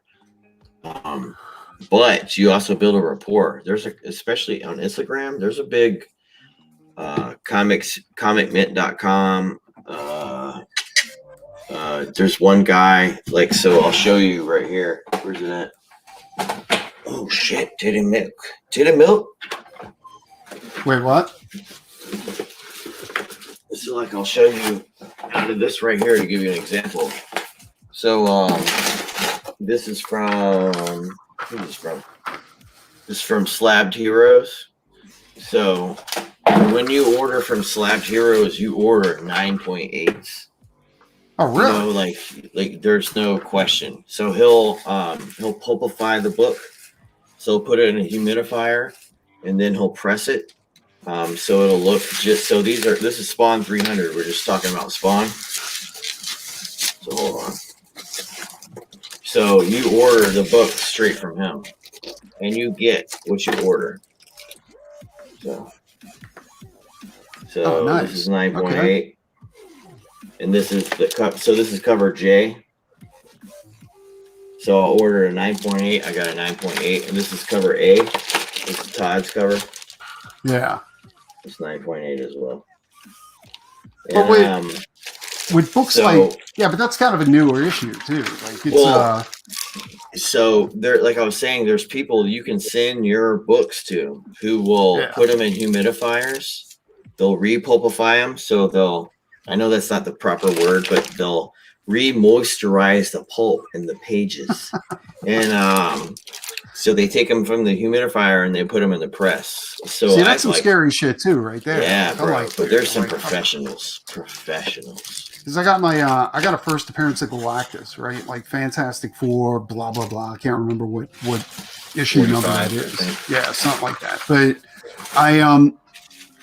dude, I just don't know. I don't know if I can. And now I got my whole Ghost Rider collection. I'm like, dude, no. Well, someone like yourself, I mean, dude, this is Slabbed Heroes. You're like, hey, man, I'm Preston. I'm an artist. I don't think people care about that at all. Well, what I'm saying is, hey, I'm Preston. I'm an artist. I have some books, and you get what I'm saying, like an agreement on advertising. So so you're an artist. You're going to send him packages. You say, hey, man, when you send me these packages, I will advertise that you did this for me. You get what I'm saying, like. I see what you're saying. Yeah. Yeah. So it's like, hey, man, I sent this to Aaron, I think is his name. Fuck, I don't know. Slabbedheroes.com. And hey, man, I sent it to such and such. And this motherfucker sent you. And it takes some time. It takes some time, especially if you're going to get some OG Ghost Riders. Hello, ID Crisis. What's up, dude? Here's another thing, too. I heard CGC isn't what CGC used to be. You know what I'm saying? Like there's been some funny shit over there with grading books, and also, but that all occurred after the guy who was in charge of all that shit left, and he went to PGX.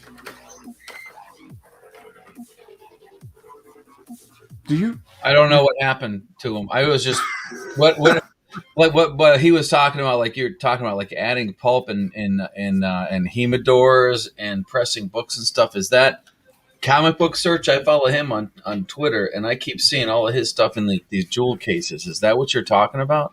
I think so. Like one of my buddies does that. Like he goes ahead and he presses books. Yeah, he owns a comic shop. That's why he does it. Because he needs to get as much out of his books as he can. And he told me straight up. He said, "Yeah, the first few times I did it, I fucked up." And I'm like, "Dude, I don't like to hear that." Yeah. Did he fuck up on his books, or did he fuck up on somebody else's books? No, he fucked up on his, but still, I'm like, well, look, dude, the people I used to be partnered with some custom paint cats like years ago, like 2010, 13. Uh-huh. And one of the reasons I got away from them is because it was well, you don't need to sand that out. The next step, it's got to get your back. Like, the body work is okay. The primer will fill that in. Like, no. No, dude. I used to deal with that same thing. Exactly. Yeah, that's not how this works. You sand it out the way it's supposed to be sanded out, and then you prime it, and then you sand it out the way it's supposed to be sanded out. You do all the stuff that I don't want to do anymore. Well, if I was coming to a new product, or not a new product, but a new process, I would work it out on my own shit. Exactly. I wouldn't work it out on some customer stuff. Well, I used to, when I did airbrushing, like I would make a mistake of befriending the people that did my clear coat, right? And dude, I can't. And you know what happened next, right? Yeah, dude. I feel like you've had a space on my couch, and we've been talking for like the last 6 months already. Yeah, dude. Yeah, no, seriously, I did the same. I did that very thing. I had one guy that did my clear coat, and it was so good, and it was so. And this is in retrospect; it was like glass. And he moved away, and then I had to look for somebody else to do this stuff. And every time I got stuff back, I was like, "You said fish eyes, drips." Yeah, I had questions, and they're like, "No, this is what it's supposed to look like." And I I didn't know any better. I was like, "It doesn't look like what Tony used to do." No. What I wouldn't even get that because we were such good friends. They'd be like, "Yeah, just tell them to come to the shop and I'll fix it." Yeah, right. Like, no, dude, that's not the way this works. Like, I took it to Tony, and Tony did it right, and then Tony moved away, and then that's when the learning started. And it eventually turned into I had one episode where I did tiger stripes, like it looked like hair all over this bike. Yeah. I took it to this guy to get it cleared, and I don't know what happened, but whoever was using the gun, they didn't clean it out. It had soap. Oh, that happened to me. They sprayed it dry, and there's me going, well, I guess this is acceptable because everybody I'm talking to says it is. And I ended up paying to have it done over again. And I was like, well, screw that. I'm going to learn how to do it. Now, all these years later, I'm like, why am I doing this stuff? I'm like doing paint repair and fixing chips and all this crap that I cannot wait to get away from in November so I can get into the stuff that I really want to do. And it's taken forever. It's like driving behind old people. Yeah. It's like driving behind old people who don't know how to drive. No, I made it a point that I did not want to learn how to do any of that. I didn't want to learn how to fix a chip. I don't want to learn how to primer. I don't want to learn how to clear. I don't want to learn any of that shit. All I want to do is come in, airbrush some shit, and get paid money. Yeah. And then leave. Let me show you this. And then leave. Yeah, exactly. Yeah. So there you go. This piece right here, I did this on a tank. It was a custom tank. I did that, and there's a close up of it, right? It looks like that. It looks like that Spider Woman butt. Yeah, exactly, right. And this was the back fender. Nice. Right? Oh yeah. That's a wide tire, man. Yeah. So I did all this for the bike, and the guy paid me well, dude. Like I made a few $1,000s off of this, right? Yeah. And then he invited me to his house. He's like, hey, come on over. I got another bike I want you to look at. And he's like, I'll cook steaks. Just let me know what you want, and I'll have some steaks and some stuffed chicken, all that kind of stuff. I was like, cool. So we drove over to his house, got drunk, all kinds of stuff. He's like, come see this. He's like, he goes, I'm not going to be mad. He goes, but I need to know, like, why is there glitter all in this paint? And I was like, glitter? I was like, what the fuck are you talking about? He goes, yeah. He said, come see. So I'm looking, and I'm like, whoever cleared this didn't clean their gun before they cleared it. And he said, how do you know that? I was like, you see all these spaces where I didn't paint at? Yeah. That's where you got glitter there too, dude.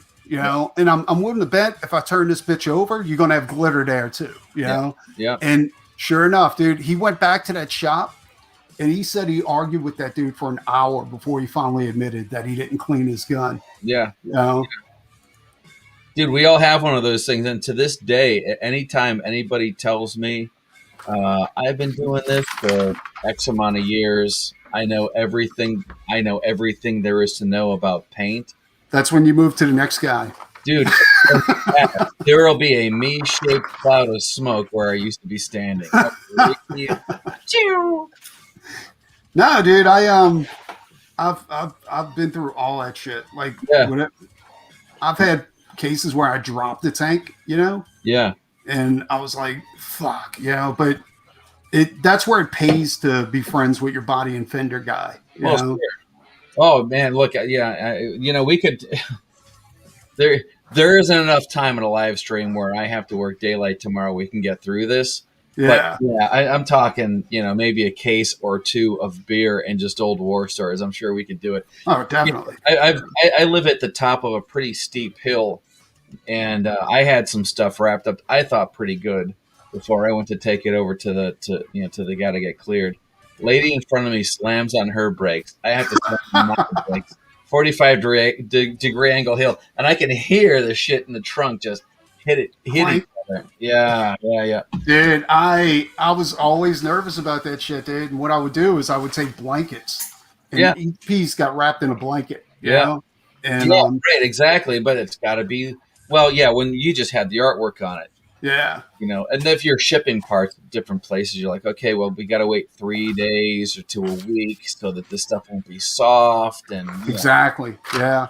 Yeah. I can't wait. And one of the reasons why I wanted to do it on my own was so that I knew what good work looked like whenever, so I can recognize it now. And I have somebody else that does that stuff for me, but I'm still dealing with a $400 a month shared space shop rent thing until November. And I can't wait till it's done because I've got Like, I don't know if you can. There's an I'll put you on full screen. there's an art table right over here that's just waiting for me to get at it. Oh wow. Okay. See right there. That's a roll of transfer tape. I do some vinyl work too. I noticed you have an empty cup of wine. This Why is it empty? because I'm drinking out of this. Yes. Oh, that's cool. Look at that lowrider shit right there. Yeah, Hell and yeah, that was Ed Roth is fucking his flash. I did that for me, man. That's badass. Dude. Yeah, I'm not saying I've got any top shelf stuff in here, but you know, yeah, dude. Like it'll help put me to sleep. I've had my share of that shit. Like it was I remember I was telling everybody on the stream the other night when I was like, they were like, dude, you don't, because I had a piece of artwork up during the auction. Then I just threw another piece of art on top of it while I was painting it. Right. And they're like, I can't believe you just did that. And I was like, I've learned a long time ago that this shit can be fixed. You know what I'm saying? Yeah, well, you know what? I cannot find the DVD, which is why I'm so glad that I ripped it. But I got that $99 Drew Struzan thing. Yeah, yeah. You know, and but he says the same thing. You know, he's like, "Don't worry about it. You can fix it. You can erase it. You can go back and." Well, go I was telling him like this goes back to my airbrush days when I used to like I'd be painting a piece, right? I'd be airbrushing something, and then I like the way you're using two hands too when you're talking about it. I always did that. Yeah, and what happened was the bottom of my I learned to do that because the bottom of my jar would fall out from underneath my airbrush and tumble all the way down and just spray paint on anything that's in its way, right? And dude, like. First day, I learned how to airbrush T-shirts and license plates at Cedar Point. And a buddy of mine that I was going to art school with first quarter, he knew that I was into airbrush. When I first got into it, I bought all the wrong stuff. Wrong compressor, wrong airbrush, wrong everything. I was just going to learn how to do it, and I didn't, whatever.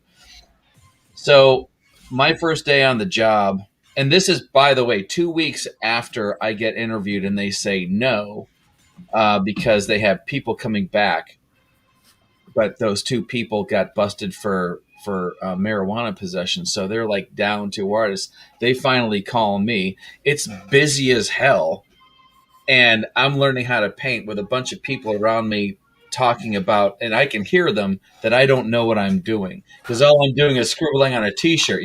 First time I ever picked up a T-shirt in that I picked it up. You were airbrushing at a mall? Cedar Point. Cedar Point, up in Sandusky, Ohio, like an amusement park. Oh, that's okay. All right. Yeah. And it was like super big. It was like a boot camp.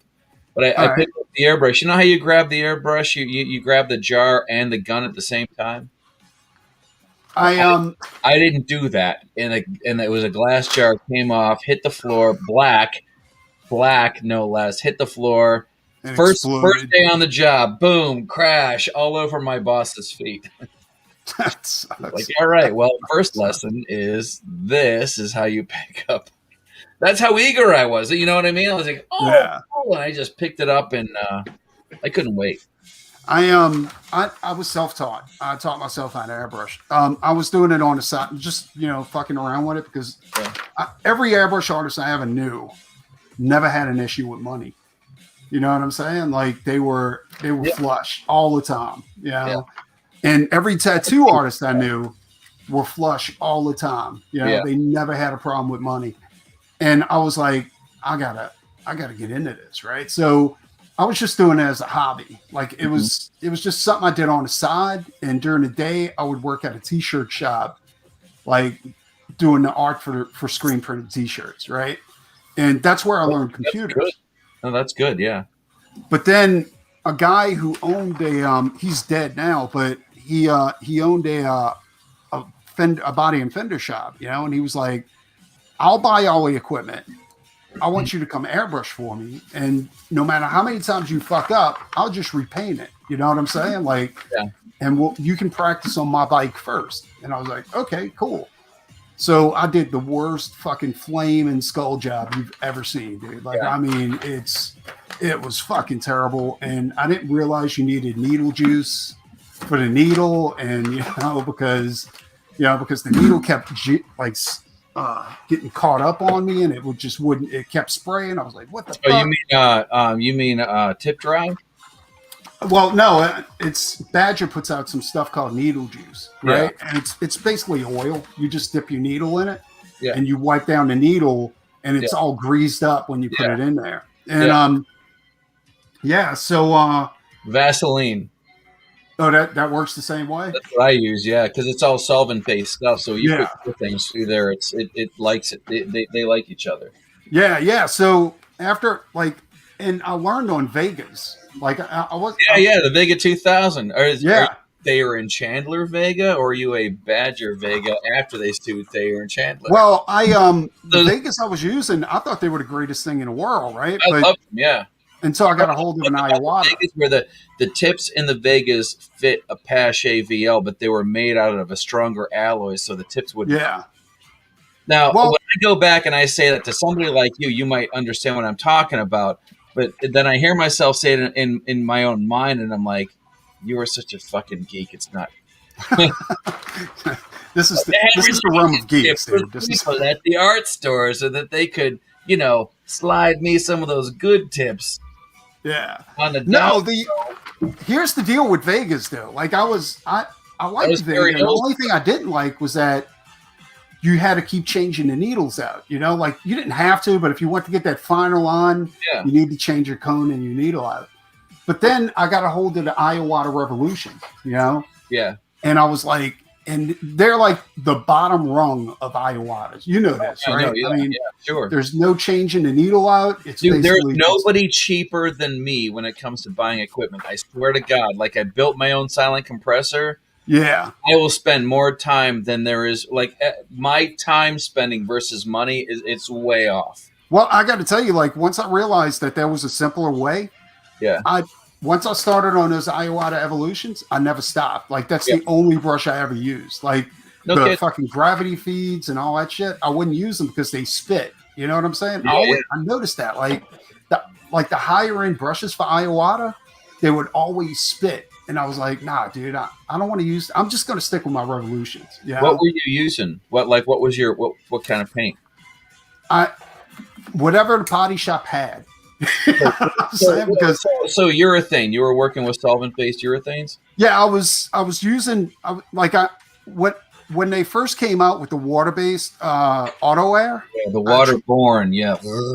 I tried that, and what happened was I used it because I could airbrush inside my apartment. You know what I'm saying? I didn't need to go ahead and go to a shop to airbrush. I could just bring the job home and do it. But 2 years later, I had a job come back on me, and they were like, "Person, you got to come over here and fix this job." I was like, "I did that job 2 years ago. I can guarantee you it's not my fault." Yeah. So I go over there, and everywhere where I sprayed that auto air at, it orange peeled away from the clear. Auto air. Yeah, and that Createx X auto air was garbage. That happened over 2 years, or they waited 2 years to bring it back. I don't know if it happened over 2 years, but I can tell you this: when they brought it in, and I seen that, and he basically took a razor, cut underneath the clear, and just peeled it up like a piece of tape. Yeah, I was like, dude. I'm telling you what, it's sometimes I think about it's a shame the amount of stuff that guys like you and I have picked up over the years, and now I'm just ready to call it. Mostly not because it's a waste of knowledge. There's so much stuff that the problem solving shit and all the crap that you put out over some sort of a channel and charge money for it. You're doing this wrong because of this. Pay me $50, Well, the problem is now I get people calling me up and they're like, "I need an airbrush artist," and I'm like, "Well, I can't help you, because I'm not doing that no more." And they're like, "But there's nobody else." One of the reasons why is because nobody wants to pay for it. Exactly. Nobody wants to pay for it. The jobs aren't. I can tell you this, and I tell this to a lot of people. The better I got, the less work I got. Because the better I got, the more that shit started drying up. The more sign shops started coming up. Vinyl. all that kind of shit, and it completely destroyed any type. And then with digital, like digital completely destroyed airbrushing t-shirts, you know, like Yeah, they can literally. I saw like a transition too, because there was a place in the mall around here that's closed now. If you look up the demise of Century 3 Mall, I used to, dude.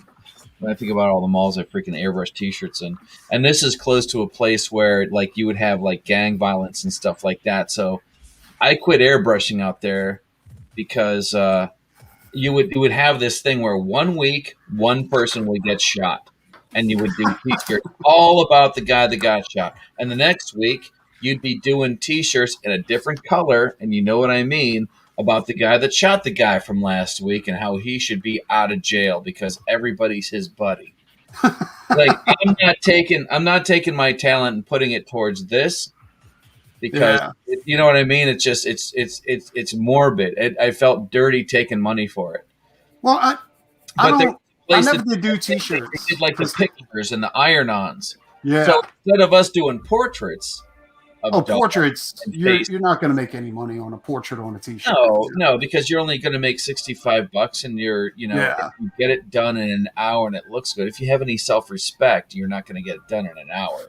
Well, here's what I noticed early on was I would watch my buddies. My buddies were airbrush artists, and they would do that shit in the mall, and they would make like $60 or $70, and they hated doing portraits, you know, or anything that took a lot of time because they knew because that's where you make your money. And if you're doing Yeah. a portrait, and you're spending 4 or 5 hours on it, you just missed out on $300 or $400. You know? Yeah, right.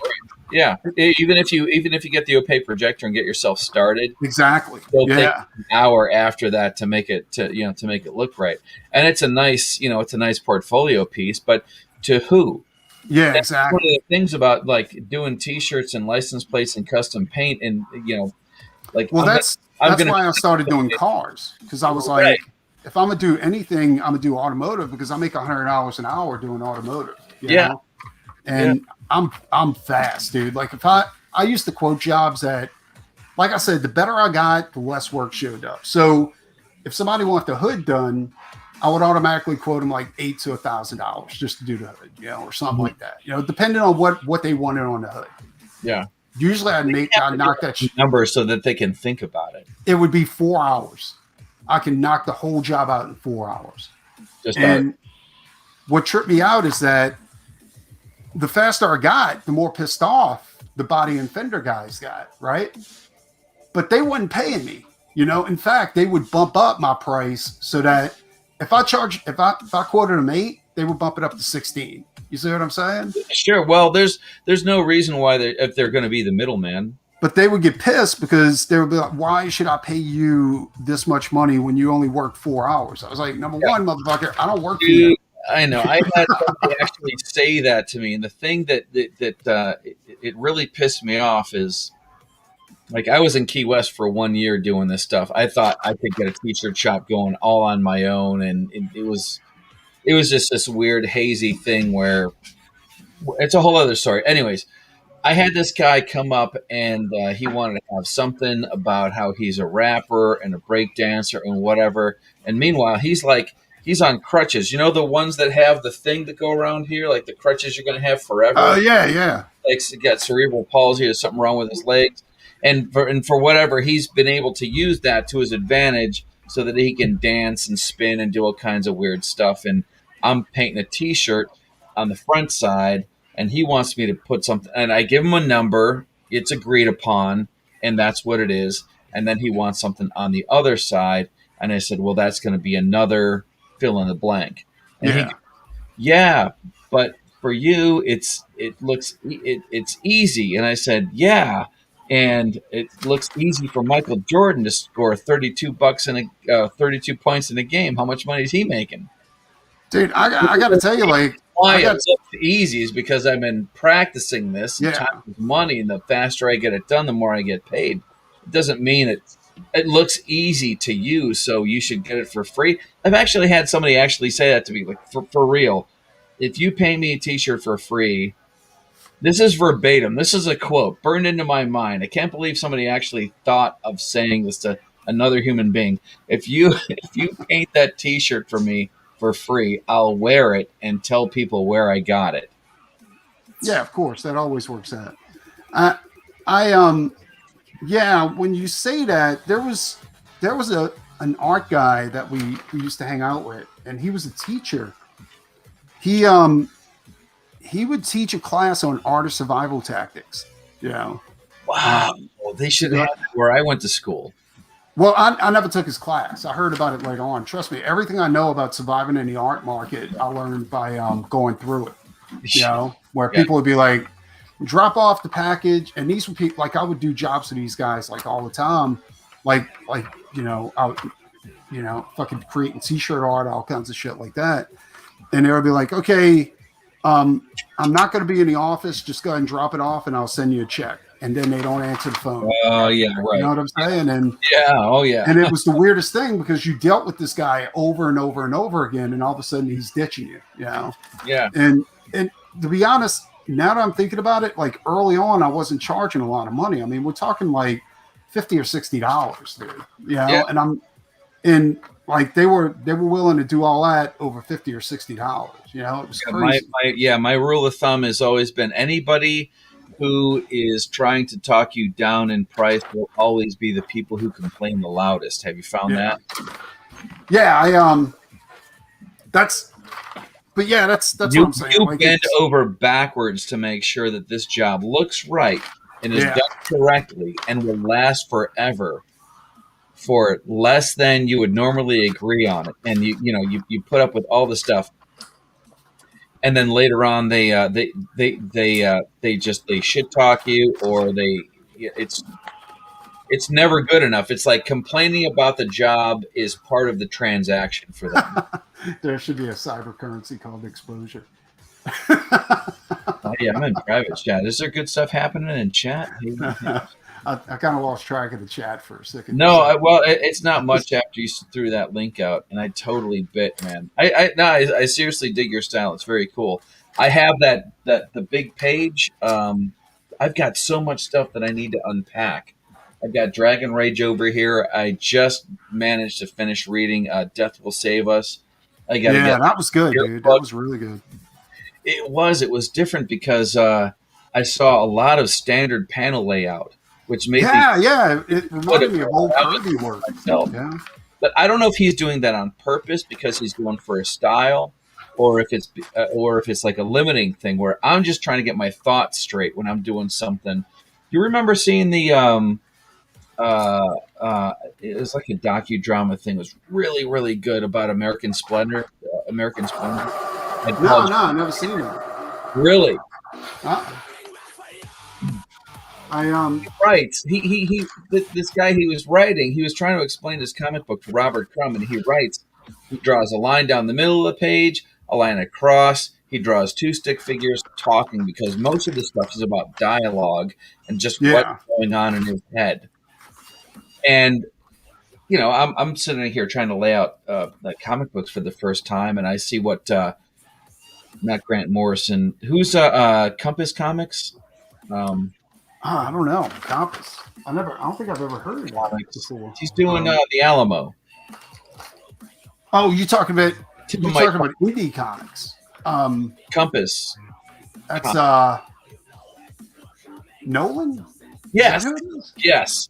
Well, he pulled up a page where it was, an 8.5 by 11 page. He's got the comic book page on one side and lines on the other side. I'm like, that's how I'm going to lay my shit out.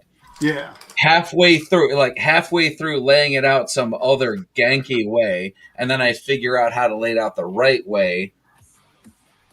This whole thing is some huge learning experience, and a lot of it has to do with time management. And have you ever done comics before, or is this your first foray into getting into comics? Yeah. Getting into creating a comic, yeah, but not my first foray into comics. That's a whole Dude, I spent years doing airbrush and digital art and all that kind of shit, and I can tell you, dude, like my first comic was horrible because I thought I knew how to do it. Right. It's a lot more difficult than just layout and design and all that kind of stuff. I mean, now look, that's one of the reasons why I grab a rich like this right here.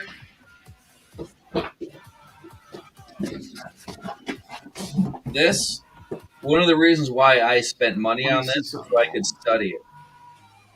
That one's good. That Yeah. one's not bad at all. John Byrne was an amazing artist. Yeah, He's a horrible fucking human being.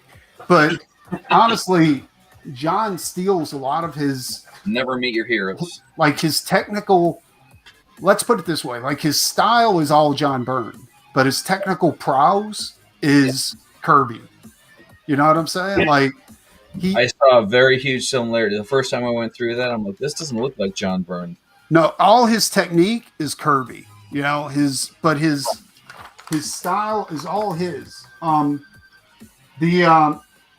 Which is weird because John Byrne always like he kind of fought with Kirby a lot, but then he duplicated Kirby's work. You know, like he went ahead and he paid homage to like OMAC. You know, he did a 1 through 4, I think it was 1 through 4, like graphic novel series OMAC, and he also did some other stuff too. Like, and I think he had a lot of respect for Kirby. I just don't think he knew how to show it. You know what I'm saying? But so really awkward. Yeah, like if you really want to like know, like as far as like laying out comics, I would say like the art of any art book that has Jack Kirby's original pages in it. Like behind me, I've got my Kirby Thor, you know, like, and it's his, you know, the art book. It's got pages, it's got fucking cover layouts, it's got his notes in the margin and all that kind of stuff. And that shit is really fucking helpful. Well, no doubt. I mean, the stuff that I usually seek out, and I don't know why it is. I'm not going to lay blame at the person who owns the comic book shop, but when I go there and say, "Do you have any rough cuts?" Yeah, and because I don't think those books have ever been organized as to be their own thing. But I have like it's inked with no word balloons. I believe the script might be in the back, and it's a Doom Patrol book. I have a Thor and an X Factor rough cut. I love those. Yeah, this is the reason I bought your page. You know what I mean? It's not like I'm. What page did you get? I don't. Well, all right. Well, it's on your stream, not on my stream, so it doesn't matter. If because I already knifed it open so that I could pull it out and look at it. Yeah, but it's this one you've got in the plastic here. This one right here. Oh yeah. Yes, because this is like looking inside your head. And it's also looking at, you know, like when I go to do my book, what am I competing with? Like this part right here, you got some white out over there. I love that shit. If you do, I don't use gel pens. What I use is something called Draftman's White. Here it is right here. It's P.H. Martin's pen white, and this is what Draftman's use to go ahead and go over to technical. Let me put myself back up. Sure. Oh, yeah. And this stuff is insane because I use this with watercolor, and it's a water-based white, but it doesn't let watercolor bleed through it. And it's super, super opaque. And that's what I use to go ahead and do touch-ups on the black and whites for Doc Salem pages. Now, when I do my layouts for Doc Salem, I don't really stick to anything. Like, I'm not consciously like, okay, this page has to be all vertical or it has to be all horizontal or anything like that. Whatever pushes the story forward is what gets thrown in there. You see what I'm saying? As far as like how I structure the boxes or anything like that. Yeah. This is more of an action page, so that your panels are a little more wacky. It's not going to be something that's like your Death Will Save Us straight up and down boxes. Yeah, it looks like he was going with that. Lines. I'm looking at the blue lines, and I'm looking at the evolution of where you started, where you ended. And the interesting thing to me is that this is just an 8.5 or 11 by 17 piece of Bristol board. Yeah, but what I do is I do the original, like the layouts on 15 by 23. You know, and then the finished page is done on Bristol, like 11 by 17 Bristol. 15 23, you lay it out? Yeah, and it's you lay it out bigger than this. Extremely big, like twice that size. Because here's like I was never comfortable with 11 by 17 because I didn't feel like I had enough room to breathe in there. It felt too claustrophobic. But I think I'm the only one like that. Like there's not. Well, let me rephrase that because I learned that from Arthur Adams. Arthur Adams does his work really, really big, and then the inker inks it like extremely small. You know what I'm saying? Yeah. So well, I think it's what you end up becoming comfortable with because when I was drawing, I was doing it on like notebook paper in school, and it basically just copy paper. Yeah. So I'm less comfortable when I have to go large and do something that's on 11 by 17. Yeah, no, it's not for everybody. Like that's what I'm saying. Like it all has to do with preference, I guess. But for me, I just found that like I had an urge to put all this detail into a piece of work, but I couldn't do it at 11 by 17 without screwing it all up. You know what I'm saying? Yeah. Like, yeah, no, you know what? That's very interesting. I remember seeing I don't want to say it's a documentary, some kind of a scientific like Nova type thing, and they used the Asteroids game that Atari put on the 2600. And I know I'm dating myself. I have no idea what year you were born in, but the Atari 2600 and the Intellivision, that's like an 80s thing. Is that the doop doop doop game where it was like a? Yeah, I mean no, that's Pong. Atari came out right after that. The point is this: they had one person doing. They were equally matched on the same video game. One of them had a small TV. One of them was equally matched, but their TV was a larger size, like a big cathode ray tube piece of furniture in the middle of the family room. And when they took the two subjects and switched them so that the guy who was used to playing on a big TV played on a small TV, and the girl who was used to playing on a little TV played on a big TV, they both sucked at the game because they weren't able to judge the distance and the timing between when the asteroids were showing up. Yeah. Yeah, exactly. And it's basically that. It's a spatial distortion or whatever.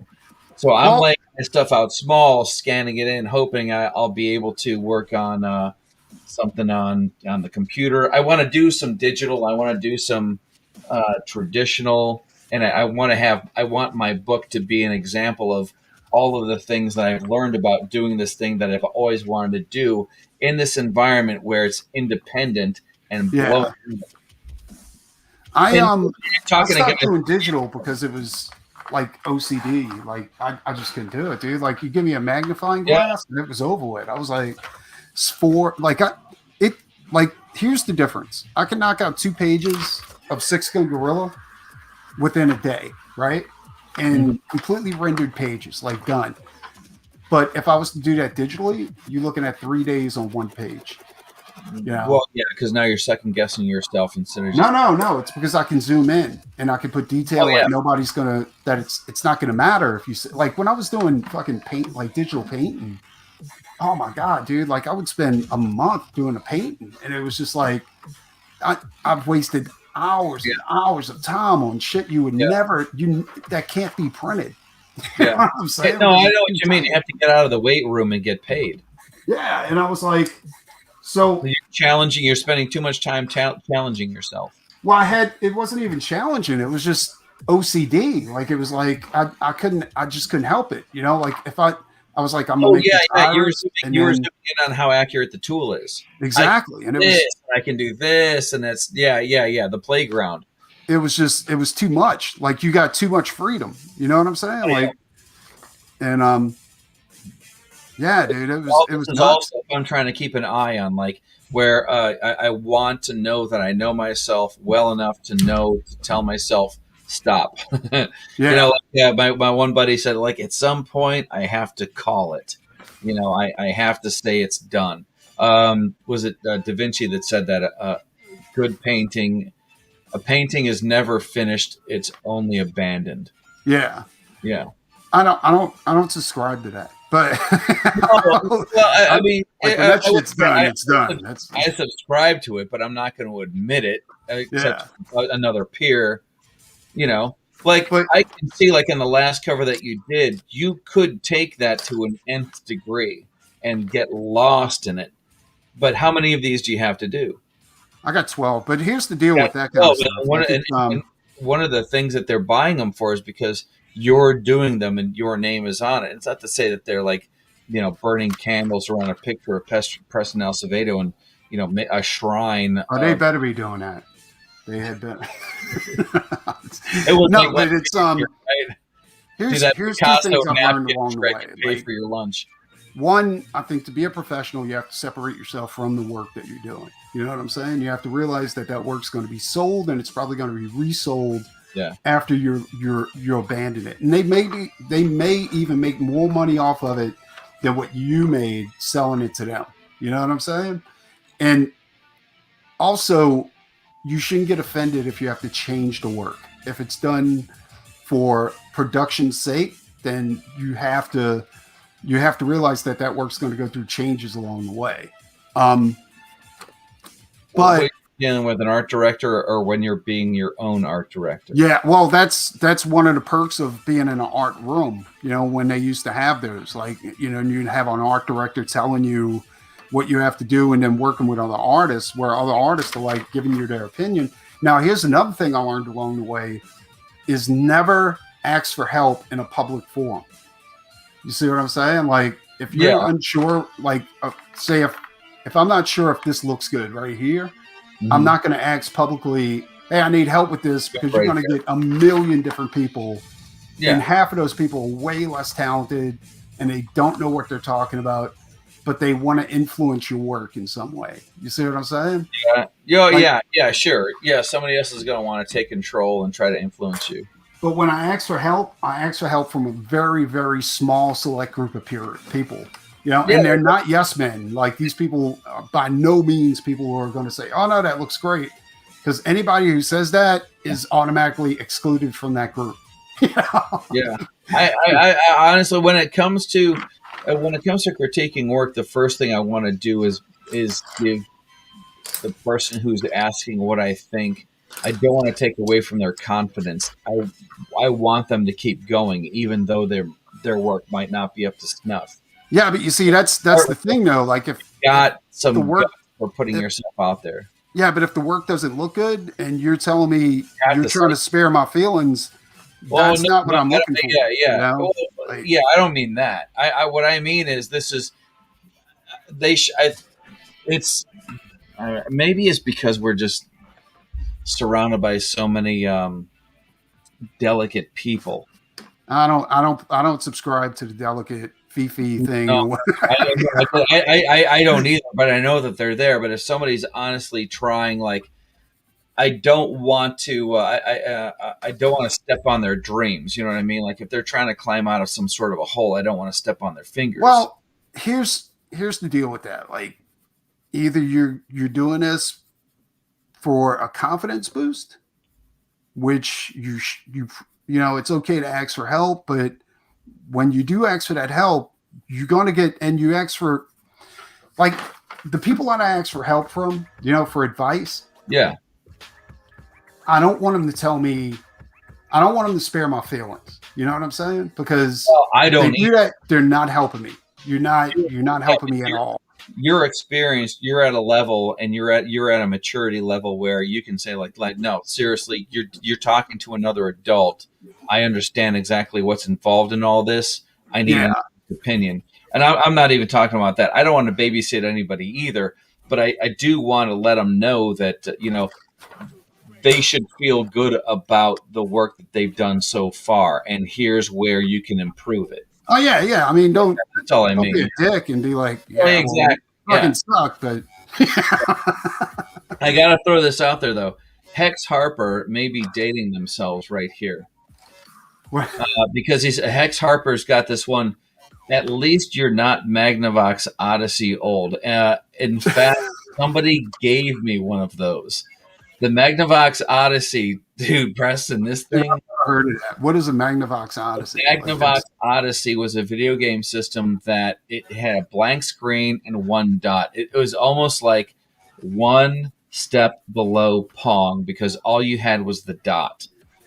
But what they gave you was a overlay that you put over your TV screen, and I have no idea how they managed to do this because TV screens were all different sizes, and they only gave you one size of overlay.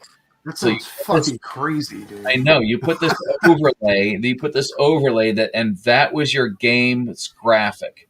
That was your haunted house was one of them. Get And out of here. yeah, Jesus and they programmed it so that the dot could only move in certain directions. We could never get it to work because there was always white noise with a dot moving through it.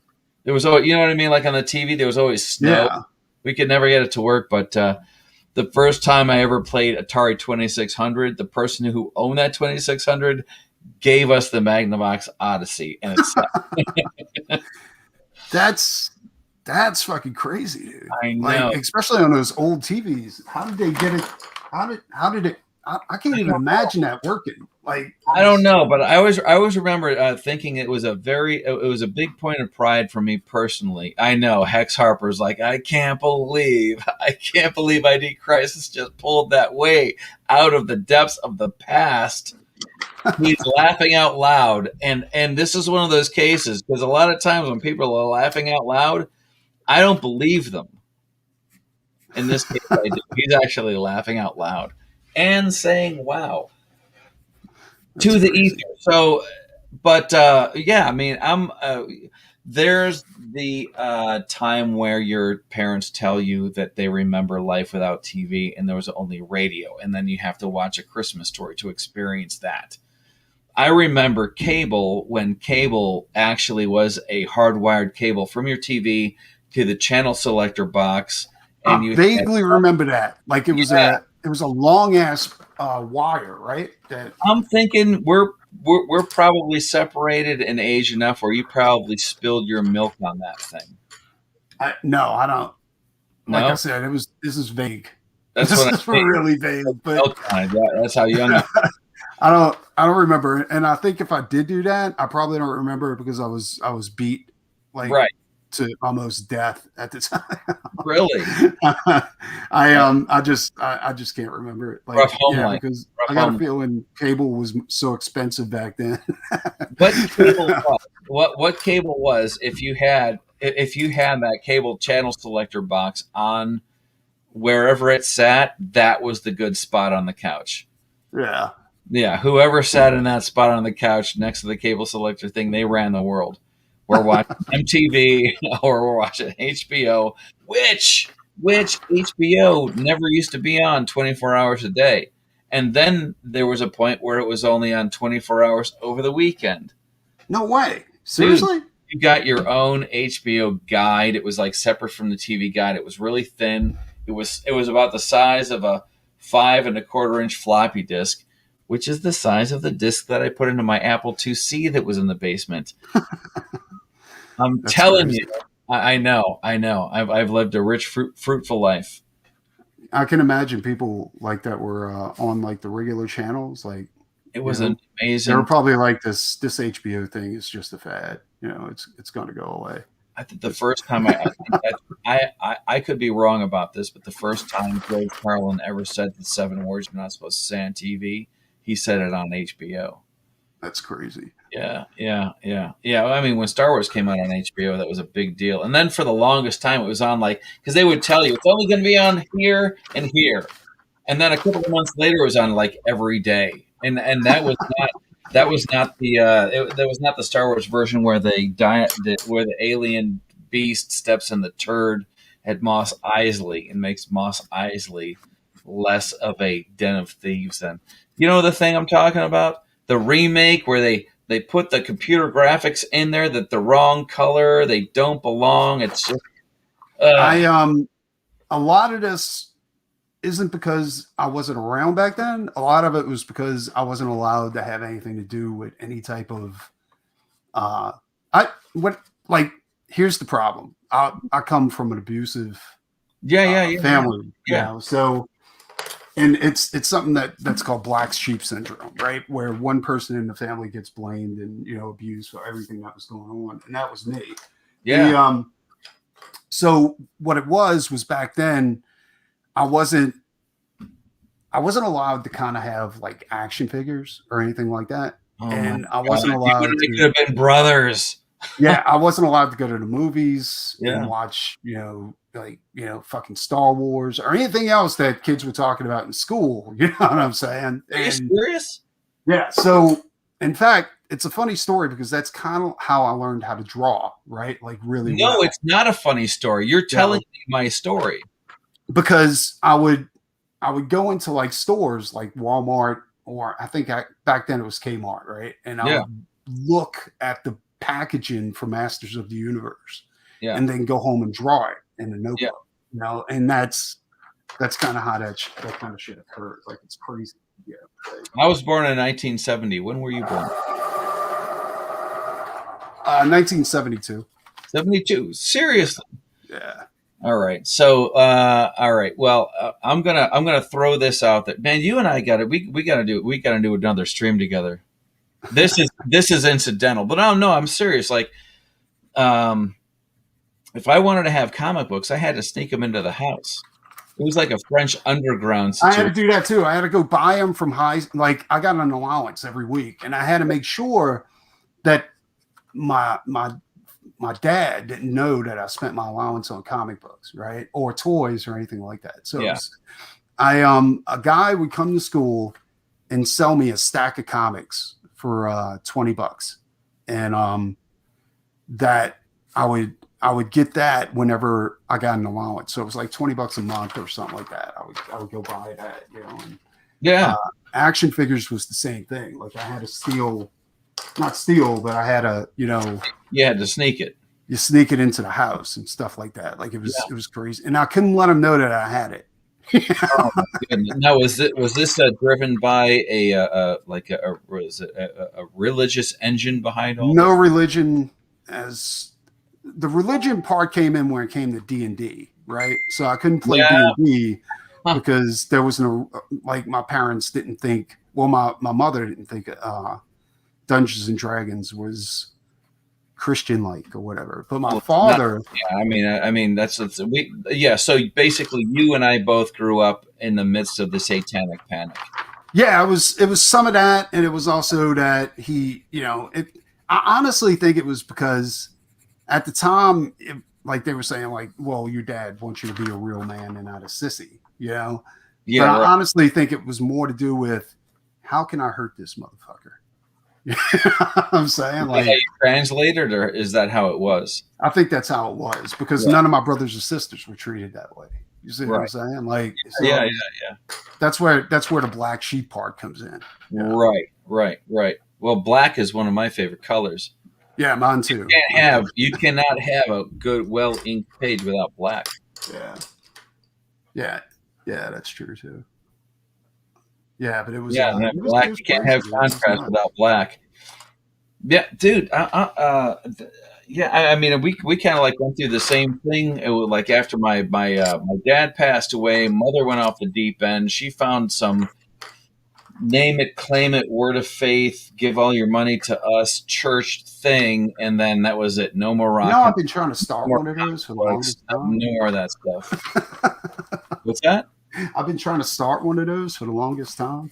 I just can't get anybody to follow me. Who said that? It was oh no, we were watching The Office the other day. I've been a member of a cult. I've been the leader of a cult.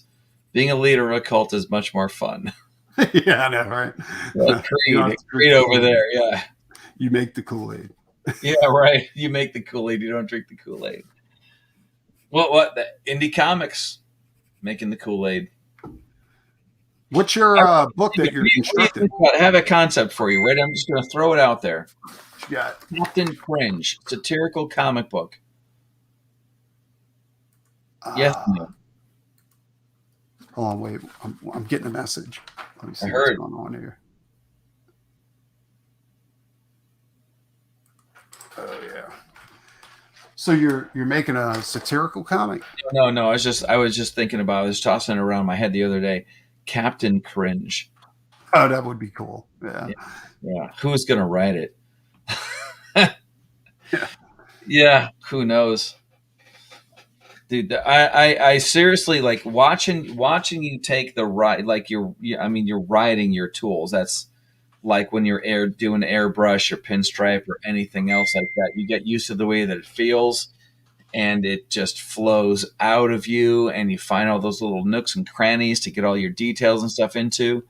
It has been awesome watching you work. And when I'm going to set this up next. Well, I'm going to be doing a lot more of that actually, because I got my camera set up on my desk and stuff like that. I went ahead and I dropped stamps.com because stamps.com turned out to be the worst fucking investment ever. I haven't done it yet. Yeah. Yeah. And I took that money and just put it into doing, like going legit with StreamYards, you know, so I'll be able to fit more people in here and, you know, do stuff like this, you know. And, I need to work out some kind of a schedule, which I don't know is going to happen until after November, because I need to be able to make enough money to pay for the rent for the shop that I want to get out of by then. Yeah. So it's I mean, I already invested in the StreamYards thing, but and we were going to do a stream before. I know you put that out there. We tried to hook up and it didn't work, and I don't want to let go of that. Because I mean, dude, you're a force in the industry. There's no doubt about it. That's force. What? PHORCE. You're a force in the industry. Force the industry. Yeah. Yeah, no, I mean this is good stuff. You're treating your customers right. You're giving them good original work. I when I go to unbox this other stuff, I mean, it's gonna be a long stream. There's a lot of stuff here that I bought that I haven't even opened yet. And no, seriously, like, geez, I mean, there's Dragon Rage. I've got the Dragon Rage books, and this is right side up. I got this girl right here with the dragon, and I've been trying to, you know, keep up with this stuff. It's not cheap. It's not easy. No, it's not. Actually, I had the only thing I don't like is that like some of the people that I backed haven't delivered yet. You know what I'm saying? And yeah. Hey, What's that? I'm trusting them, and one of the things I look, I don't know if you keep up with any of the, I don't want to say like drama, but the soap opera aspect of all the stuff. I miss Wenger. I wanted to see him. I don't even know what happened to Wenger. Or he went to D Live. He's not on YouTube anymore, but he refunded everything. Really? Yeah. I mean, the first couple of chapters of his book are available digitally, but I mean, I backed it because I liked what he went from writing and having somebody else do his book to writing and then doing his own artwork, knowing that it's more of a Mad Magazine cartoon strip style thing, and the people that backed him understood that that's what it was. But I mean, I don't know. I have no idea. He tripped over an EVS stream and landed on his face, and he didn't react very well. Well, I heard there was some fallout between EVS and Wenger or something like that. Yeah, I don't keep up with drama. What it was if EVS didn't like the book, he wasn't going to promote the book. Somebody got Wenger got, and it's understandable. I mean, when you go up to say, "Are you going to hit this gong or not?" and then EVS kind of hits the gong but doesn't really hit it because he just doesn't say back this book. And I mean, I kind of felt bad for him, but I wanted him to keep going. Like, you know, if somebody doesn't like your stuff, then do it anyways. But on the other hand, you know, Ethan's got a big hand, you know, and if it doesn't shake your hand, that's kind of you can't not notice it. Yeah, that's and I kind of got that's to him. true. Like he's got the ear. He's got a huge audience. You know what I'm saying? And and a lot of those people do whatever he tells them to do. Yeah. Well, yeah. And this whole thing has been one giant study. You know, I don't just appreciate the work that you're doing, but I'm also studying not just your work, the way you go about your channel, how you're like right here and now you are fucking grinding it out, for your supporters, and that's a big deal. A lot of I'm pretty not late on this hoping. one actually. This is I should have had these done a while back, but I did let everybody know. No, but you're still living up to your word. Yeah, well, you got to, because right. that's all you got. Some of these people, dude, like when you don't deliver, and you don't deliver for years, that's bad. Yeah, that's like right. And that's made like, a promise. I want to have my book almost done before I start asking people for money for it, because I don't want to have weeks and months of work. Well, I don't. That's another thing too. Like, here's the thing though. Like, I don't care if your book's not done. When you could, I don't care if you haven't even started your book. You know what I'm saying? Like, it's fine with me. Just make sure that if you put a date on there that you're going to have that thing finished by, at least try to hit that date. Like try to, because these people are paying you money so that you can get this thing out. Don't just don't let them down, because if you do, like, here's the thing, like Red Rooster, I always go back to Red Rooster because it looks what good. They did was the worst thing that could possibly ever be done to a backer, right? Like, here's the deal. Red Rooster, everybody knows what happened. I'm not spilling anything that I'm still here. I'm still listening to you. Just actually, yeah, no, it's give me 2 minutes. Just all right. 2 minutes. I'll be right back. All right.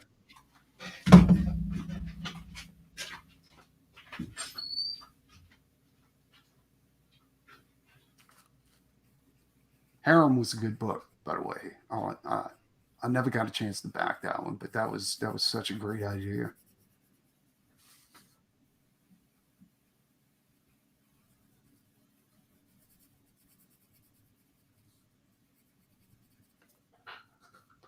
Let's see here.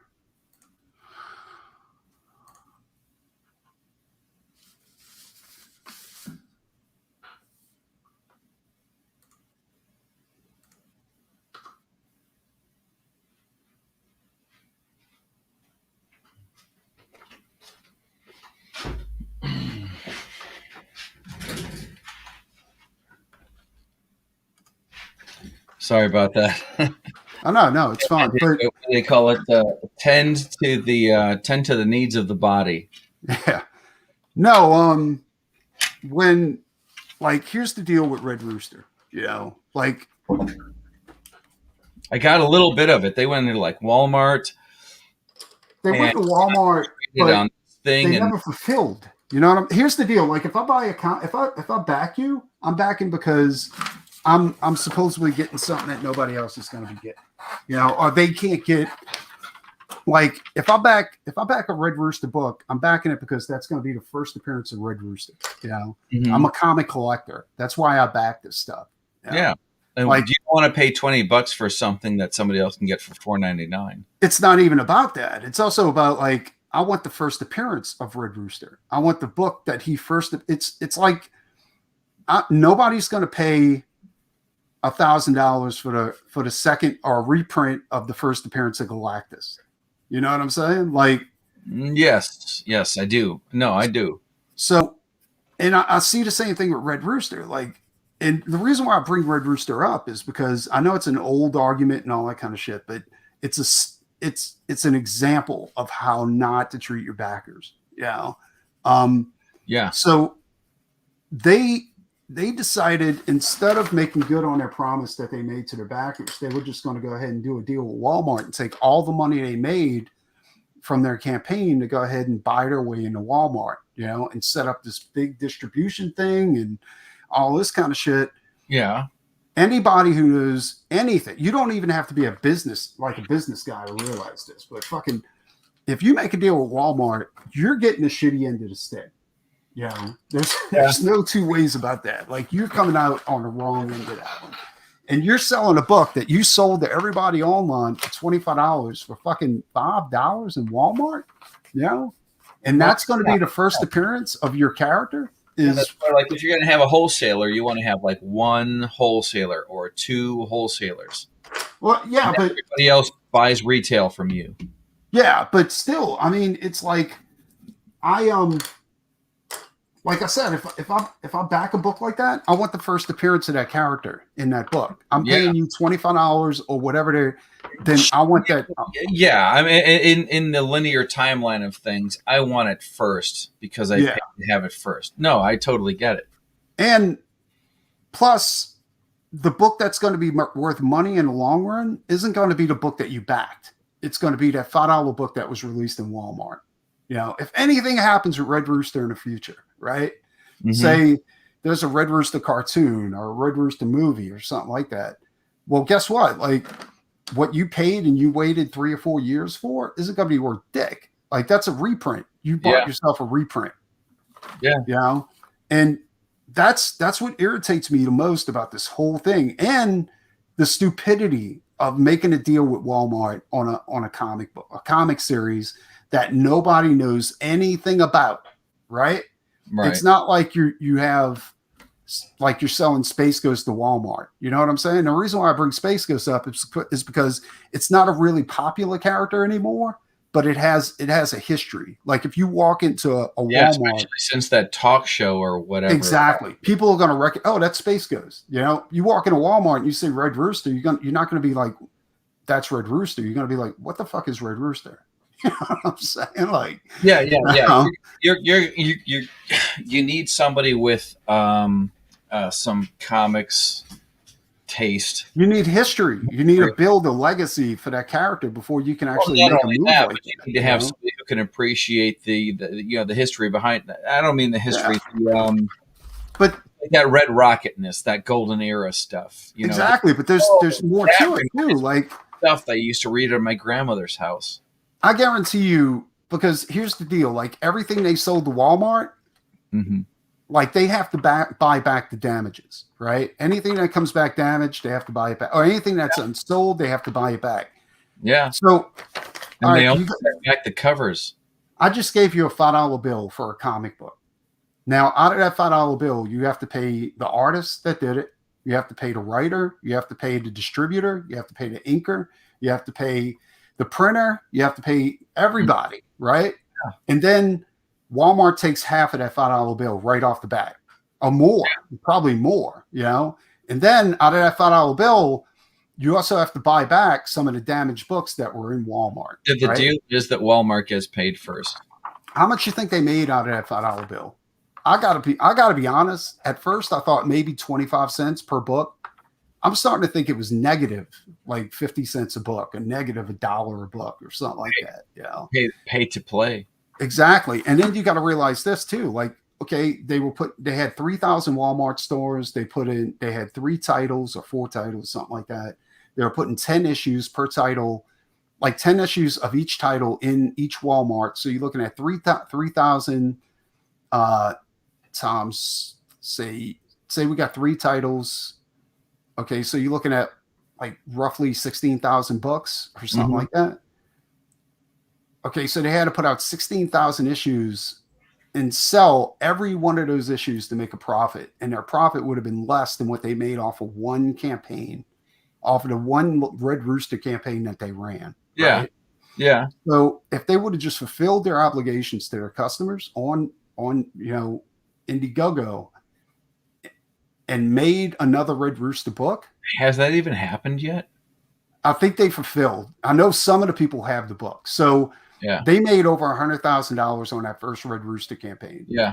If they would have made goodwill on that, left the campaign open, they would have easily crossed the $250,000, right? And they would have sold maybe 17,000 books, maybe less, right? To go ahead and make that. They would have been fulfilling themselves. Maybe that's a fraction to doing the probably 10,000 books, something like that.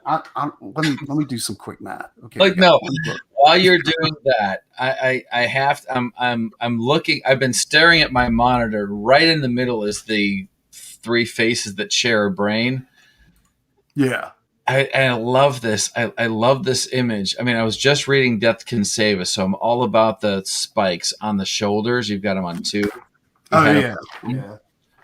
The brain doesn't look like it's big enough to fit. Like no, that's the funny part about this. But then again, like I'm not trying to kill it for whoever's buying this thing. But pull that paper away for a little bit, and I'm gonna put my fingers over. I'm gonna put my fingers over either side of those two faces on the side, and what I'm looking at is Jim Carrey as the Grinch. That's awesome. Oh, is it just me? No, I don't know. I mean, it does look kind of grinchy. It's probably the Calico Jack in this very snappy lowrider. But yeah, like my whole thing is that if they were smart, they would have just fulfilled their obligations and did another Red Rooster book or whatever other book they were going to do, and they would have made a fuck ton of money. Like they would have been in the Cyber Fraud Club. I mean, it was very nostalgic. It was very cool looking. It reminded me of the Rocketeer, which somebody it was a Twitter. I can't remember who did it. It was like, what's your like Disney guilty pleasure? It does. It reminds you of the Rocketeer, but the problem is that it's not the Rocketeer. I didn't even know that was Disney. Like nobody knows anything about it. And you know what that just irritates the shit out of me because they could have made this. They could have made a hell of a lot more money. And here's another thing too. Like putting a comic book, it would have advanced the indie comic industry. Absolutely. But here's the thing too. Like putting a comic book in Walmart is like taking an eyedropper and putting an eyedrop of whatever into an ocean. You know what I'm saying? Yeah. Like you're looking at average Walmart is like 40,000 square feet or some shit like that. I mean, it's crazy, right? Well, you're not just competing with all of the other books that are there, but you got a comic book that nobody knows anything about sitting right in the middle of it, hidden because you got to actually go look for this fucking thing. Like it's not at the register. Well, no, you know what I'm saying? No, like nobody goes to Walmart looking for a comic book. Exactly. And that's like, if anything, you would have benefited by having that thing by the register, but that's not even a point. The point is they should have looked at the dollar store. Personally, I would have. I understand what you mean, though. The dollar store would have been a much more investment. But look, it's dollar store, a $5 book, or you could have even went cheaper. You know what I'm saying? Like hook up with fucking Alterna and get a $1.50 book published and put it in the dollar store. You're suddenly you're a big fish in a small pond, you know, instead of a little tiny fish inside this huge ass Walmart, you know. Dollar store wouldn't have taken that much back. Like as far as like, you know, they probably wouldn't have did buybacks. And if they did, it wouldn't be that bad, you know. Indie comics is so big on its own already. Why would you want to go looking for a bigger force to get lost? I mean, to your point, Peter Simeti. Yeah. You're into comics. Oh, Peter's a genius when it comes to it. Yeah, right. And he got the chat room up, and I got into the chat room, and he was looking like I don't want to say he's like looking for people to test it out, but he put it out there like we've got the chat room up, we've got the forums up, and stuff like that. All right, I'll sign up and I'll log in. That plus YouTube, plus Twitter, plus Indiegogo, plus Kickstarter. There are so many other better ways to sell your book. You just reminded me that I got to go back and look into that thing. Now, well, I mean, Peter, I don't know what you do for 8 hours a day. This is what I do. I'm sleeping 8 hours a day, but like I go work full time. Yeah. I'm going to have to get up in 4 hours to go do that again. Oh, I get what you're saying. Yeah, that's not a problem. I'm not trying to get out of here. I'm just talking about like there's like limited time to expose yourself to the things that you want to do versus the things that you have to do. No. I totally get that. And that's like Peter. A lot of people don't know this, but Peter actually had alternative books inside of a grocery store. You know? No kidding.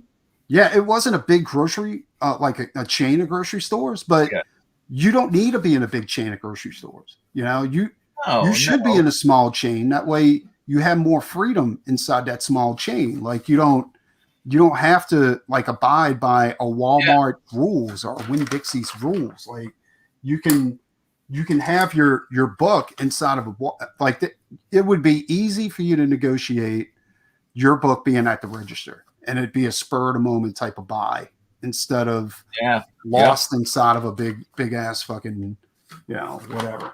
One of my most vivid memories of comic books is a Alpha Flight that was in a Jeffrey's Drugs on Niagara Falls Boulevard, Buffalo, New York. I grew up in Buffalo. Yeah. I didn't move down here till like 92. So if I got in trouble, it was in Buffalo. If I had a first kiss, it was in Buffalo. Learn how to drive, it was in Buffalo. You understand what I mean? Yeah. So when I went into Jeffrey's Drugs and I saw this Alpha Flight, it was I wasn't going to buy it because I understood the value of comics, and maybe I'm way off the mark, like that stamp was upside down. But it was folded the way it was supposed to be. But the staples were 2 inches into the back side of the book. Yeah, that was a big thing back then. Like I got some Thor issues, some old Thor issues that the staples are way off. And it was the only one that was left. And it was the issue where Guardian dies. Remember the panel 10, 9, 8, and he's trying to get this thing unplugged? I think that was the first one, wasn't it? Wasn't that the first Alpha Flight? I honestly don't know, because I every time I went in there, that book was always there because nobody ever bought it. And I was always reading it whenever my mother was doing whatever she was doing. I could just, it was like. You see, that's what you just said. What you just said is exactly my point. You were doing that while your mother was doing what she was doing, right? Yeah. No, and that's how I got into comics too. We would go to the grocery store. I know your point. I totally know your point. My sister, 5 years older than me, Star Trek fanatic. Yeah. Always got crap for it. But I always watch, like I'm going to give you a. There have been times where I watch, was it the Jack show or Anna's doing her thing where they do like Star Trek trivia? Mm-hmm. And I'm going to ask, did you ever watch Star Trek? I did, dude. Like the original, I was never a big fan of like I used to watch Star Trek like late at night when it would come on like the alternative channels and shit like that. Yeah. And I was never a big fan of Deep Space Nine or the Next Generation. I was always a classic fan. Yeah. This is a girl that would set her cassette recorder up in front of the TV speaker so that she could record the audio and then play it back later. Yeah. If you've never had, I used to do that with Transformers. No, if you've ever, I did that with music. That's the only way I could get music. 14X, Buffalo's Rebel Radio. If you're, have you ever seen a Star Trek, a classic, a Star Trek photo novel? No. Yeah, this is a novel size book, and they have photo stills of the different episodes with word balloons. Holy shit, dude. I've never seen that. Alan Dean Foster books, and I'm telling you, Uhura dolls. I met her actually at a convention in Texas. How was that? Oh, she was great, dude. She wasn't stuck up like a bunch of other people. Like she was really, really nice, you know? Well, fact, I think a lot of them realize that that's where the bread and butter. Well, I'm talking about after the show. After the show, we were all hanging out at the hotel, you know, because I was an artist at the show, and I see. And we were all at the bar, you know, and she's there and she's hanging out. People are asking her, she's totally cool, you know. Everybody's getting hammered, and she's regular people. Oh, it was great, dude. It was fantastic. Like she wasn't like William Shatner. People tell me like William Shatner, like he doesn't talk to regular people, I guess. Something like that. I don't know. All the stories that I know about William Shatner being somebody other than William Shatner is something from like Dennis Miller. Yeah, I don't know. I never met William Shatner. I met Uhura. I met I think that's the only one I ever met was Uhura. X is off to bed, and that was 1 minute ago. Yeah. Oh, did he? Yeah. But dude, like that's you my have whole a good thing. chat. I mean, it's I'm sorry. I want to make sure I get my Hex Harper. Thanks for letting me know how old I and you are. Yeah, but you brought up a point. Yeah. Dude, right. it was this thing where if Jesus Christ isn't your superhero, then there's something wrong. So you can't be into anything else. That's what was going on in the house that I grew up in. Yeah. Yeah, it was just it was weird because the person who's dictating terms, I'm pretty sure was the emotional equivalent of a 14-year-old, and it's hard to respect somebody like that. But Who, you're your parents? supposed to. Just my mom. I mean, my dad died when I was like 7. We had a stepfather who tried his best, but he was a big kid. So I learned as much as I could about being a man from him. But like any a person like yourself or myself, we try to pick up what it means to be a man or an adult from the from Cartoons. the around That's us. where I got it from, was cartoons. Well, Yeah. yeah, cartoons, right? I'm being serious, dude. It's fucked up. It's duck season. It's Yeah. duck season. No, I feel bad. I feel bad for our generation now. Like you had 10 minutes at the most of some really good shit with people that. Have you ever read Chuck Amuck? No. Chuck, my God, I can't believe it's on the tip of my tongue now. Chuck, he directed the Grinch, all those Looney Tunes. Wait, you're talking about Chuck Quimby? Chuck Jones? Chuck Jones, yeah. Yeah. Chuck Jones. There's a whole. I mean, my sister got it for me, a book where the gags that they wrote into their cartoons was something that they actually pulled on each other. Oh, get out. Because the elevator in the building where they were doing their cartoons was broken, they actually had to lower a basket with money down to the deli at the street with their order so that the order would be put into the basket, then pulled up to the top of the top building so that they wouldn't have to take the stairs. Oh, that's awesome. Well, that's just one floor of offices in a building where there's no air conditioning. So the people below, their windows are also open, and they're seeing money go down and food come up. And they would take the food from the basket. I mean, like literally, like they would do in the cartoons with a fishing reel. Oh, So, wait.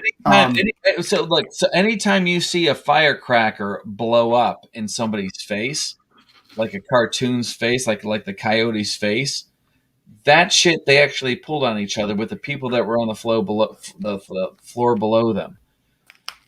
I'm going to put a firecracker in this basket. I'm going to leave it outside that window, and you go to grab this food. It's going to go off. They did that stuff. That's what their inspiration was. Like Daffy Duck's lisp was their manager's speaking voice, and he had no idea that they were making fun of him. Yeah, Chuck Amuck. It's a really great book. I got to check that out. Yeah. The thing is, his wife's name was Dorothy Webster, which is my grandmother's name. Oh, that's awesome. I know, it's freaky. I just doxed myself. Yeah. Yeah, I don't worry about that kind of shit. I don't either. They can. I'm using I got acrylic pens to go ahead and do a couple of. Yeah, I saw that black, man. You went over the green that you did. You just went over it in black. A little bit to add some hard shadows. And now I'm using the green. Right now I'm using in the lip. Yeah, I just added some blacks to it. Okay. I'm going to go back with a couple of whites too to kind of smear in there. Yeah, you have to do that, man. There, yeah. Oh, look at that, man. That's some Bob Ross shit right there. Yeah, I put a happy little thingy right there. A happy little. But I think we're going to have to call it a night. No. That's fine. That's fine. I need to go to bed too, man. You're taking. I didn't realize it was this late. My old lady just went ahead and hit me up and said, Are you really allowed to call her old lady? Yeah, she knows me. My wife doesn't like it when I call her old lady. Oh, she never liked it at first. Yeah, it's hard to change. It is. Shit. It's a term of endearment. Forever. Preston, holy shit! I can't believe we've been talking for this long. You and I have so much in common. It's not even funny. When you grabbed me on Twitter and threw out that whole like custom paint thing, I thought that might be the limit of the things that we have in common. That's amazing. I love that. It's just like with the airbrush thing. As soon as you get done with the highlights, you take the shirt off the board, you put it in the press, and you send it off. Pretty much. Yeah. Except this one's not done. I got a little bit. I'm probably going to come back tomorrow and get it done and do a few more. Well, but, the effect was nice for the stream. Dude, so thank you so much for letting me come in and slur my thoughts to you. You take it easy. All right, man. Talk to everybody else later, too. You guys be good. Awesome. Bye. Take it easy.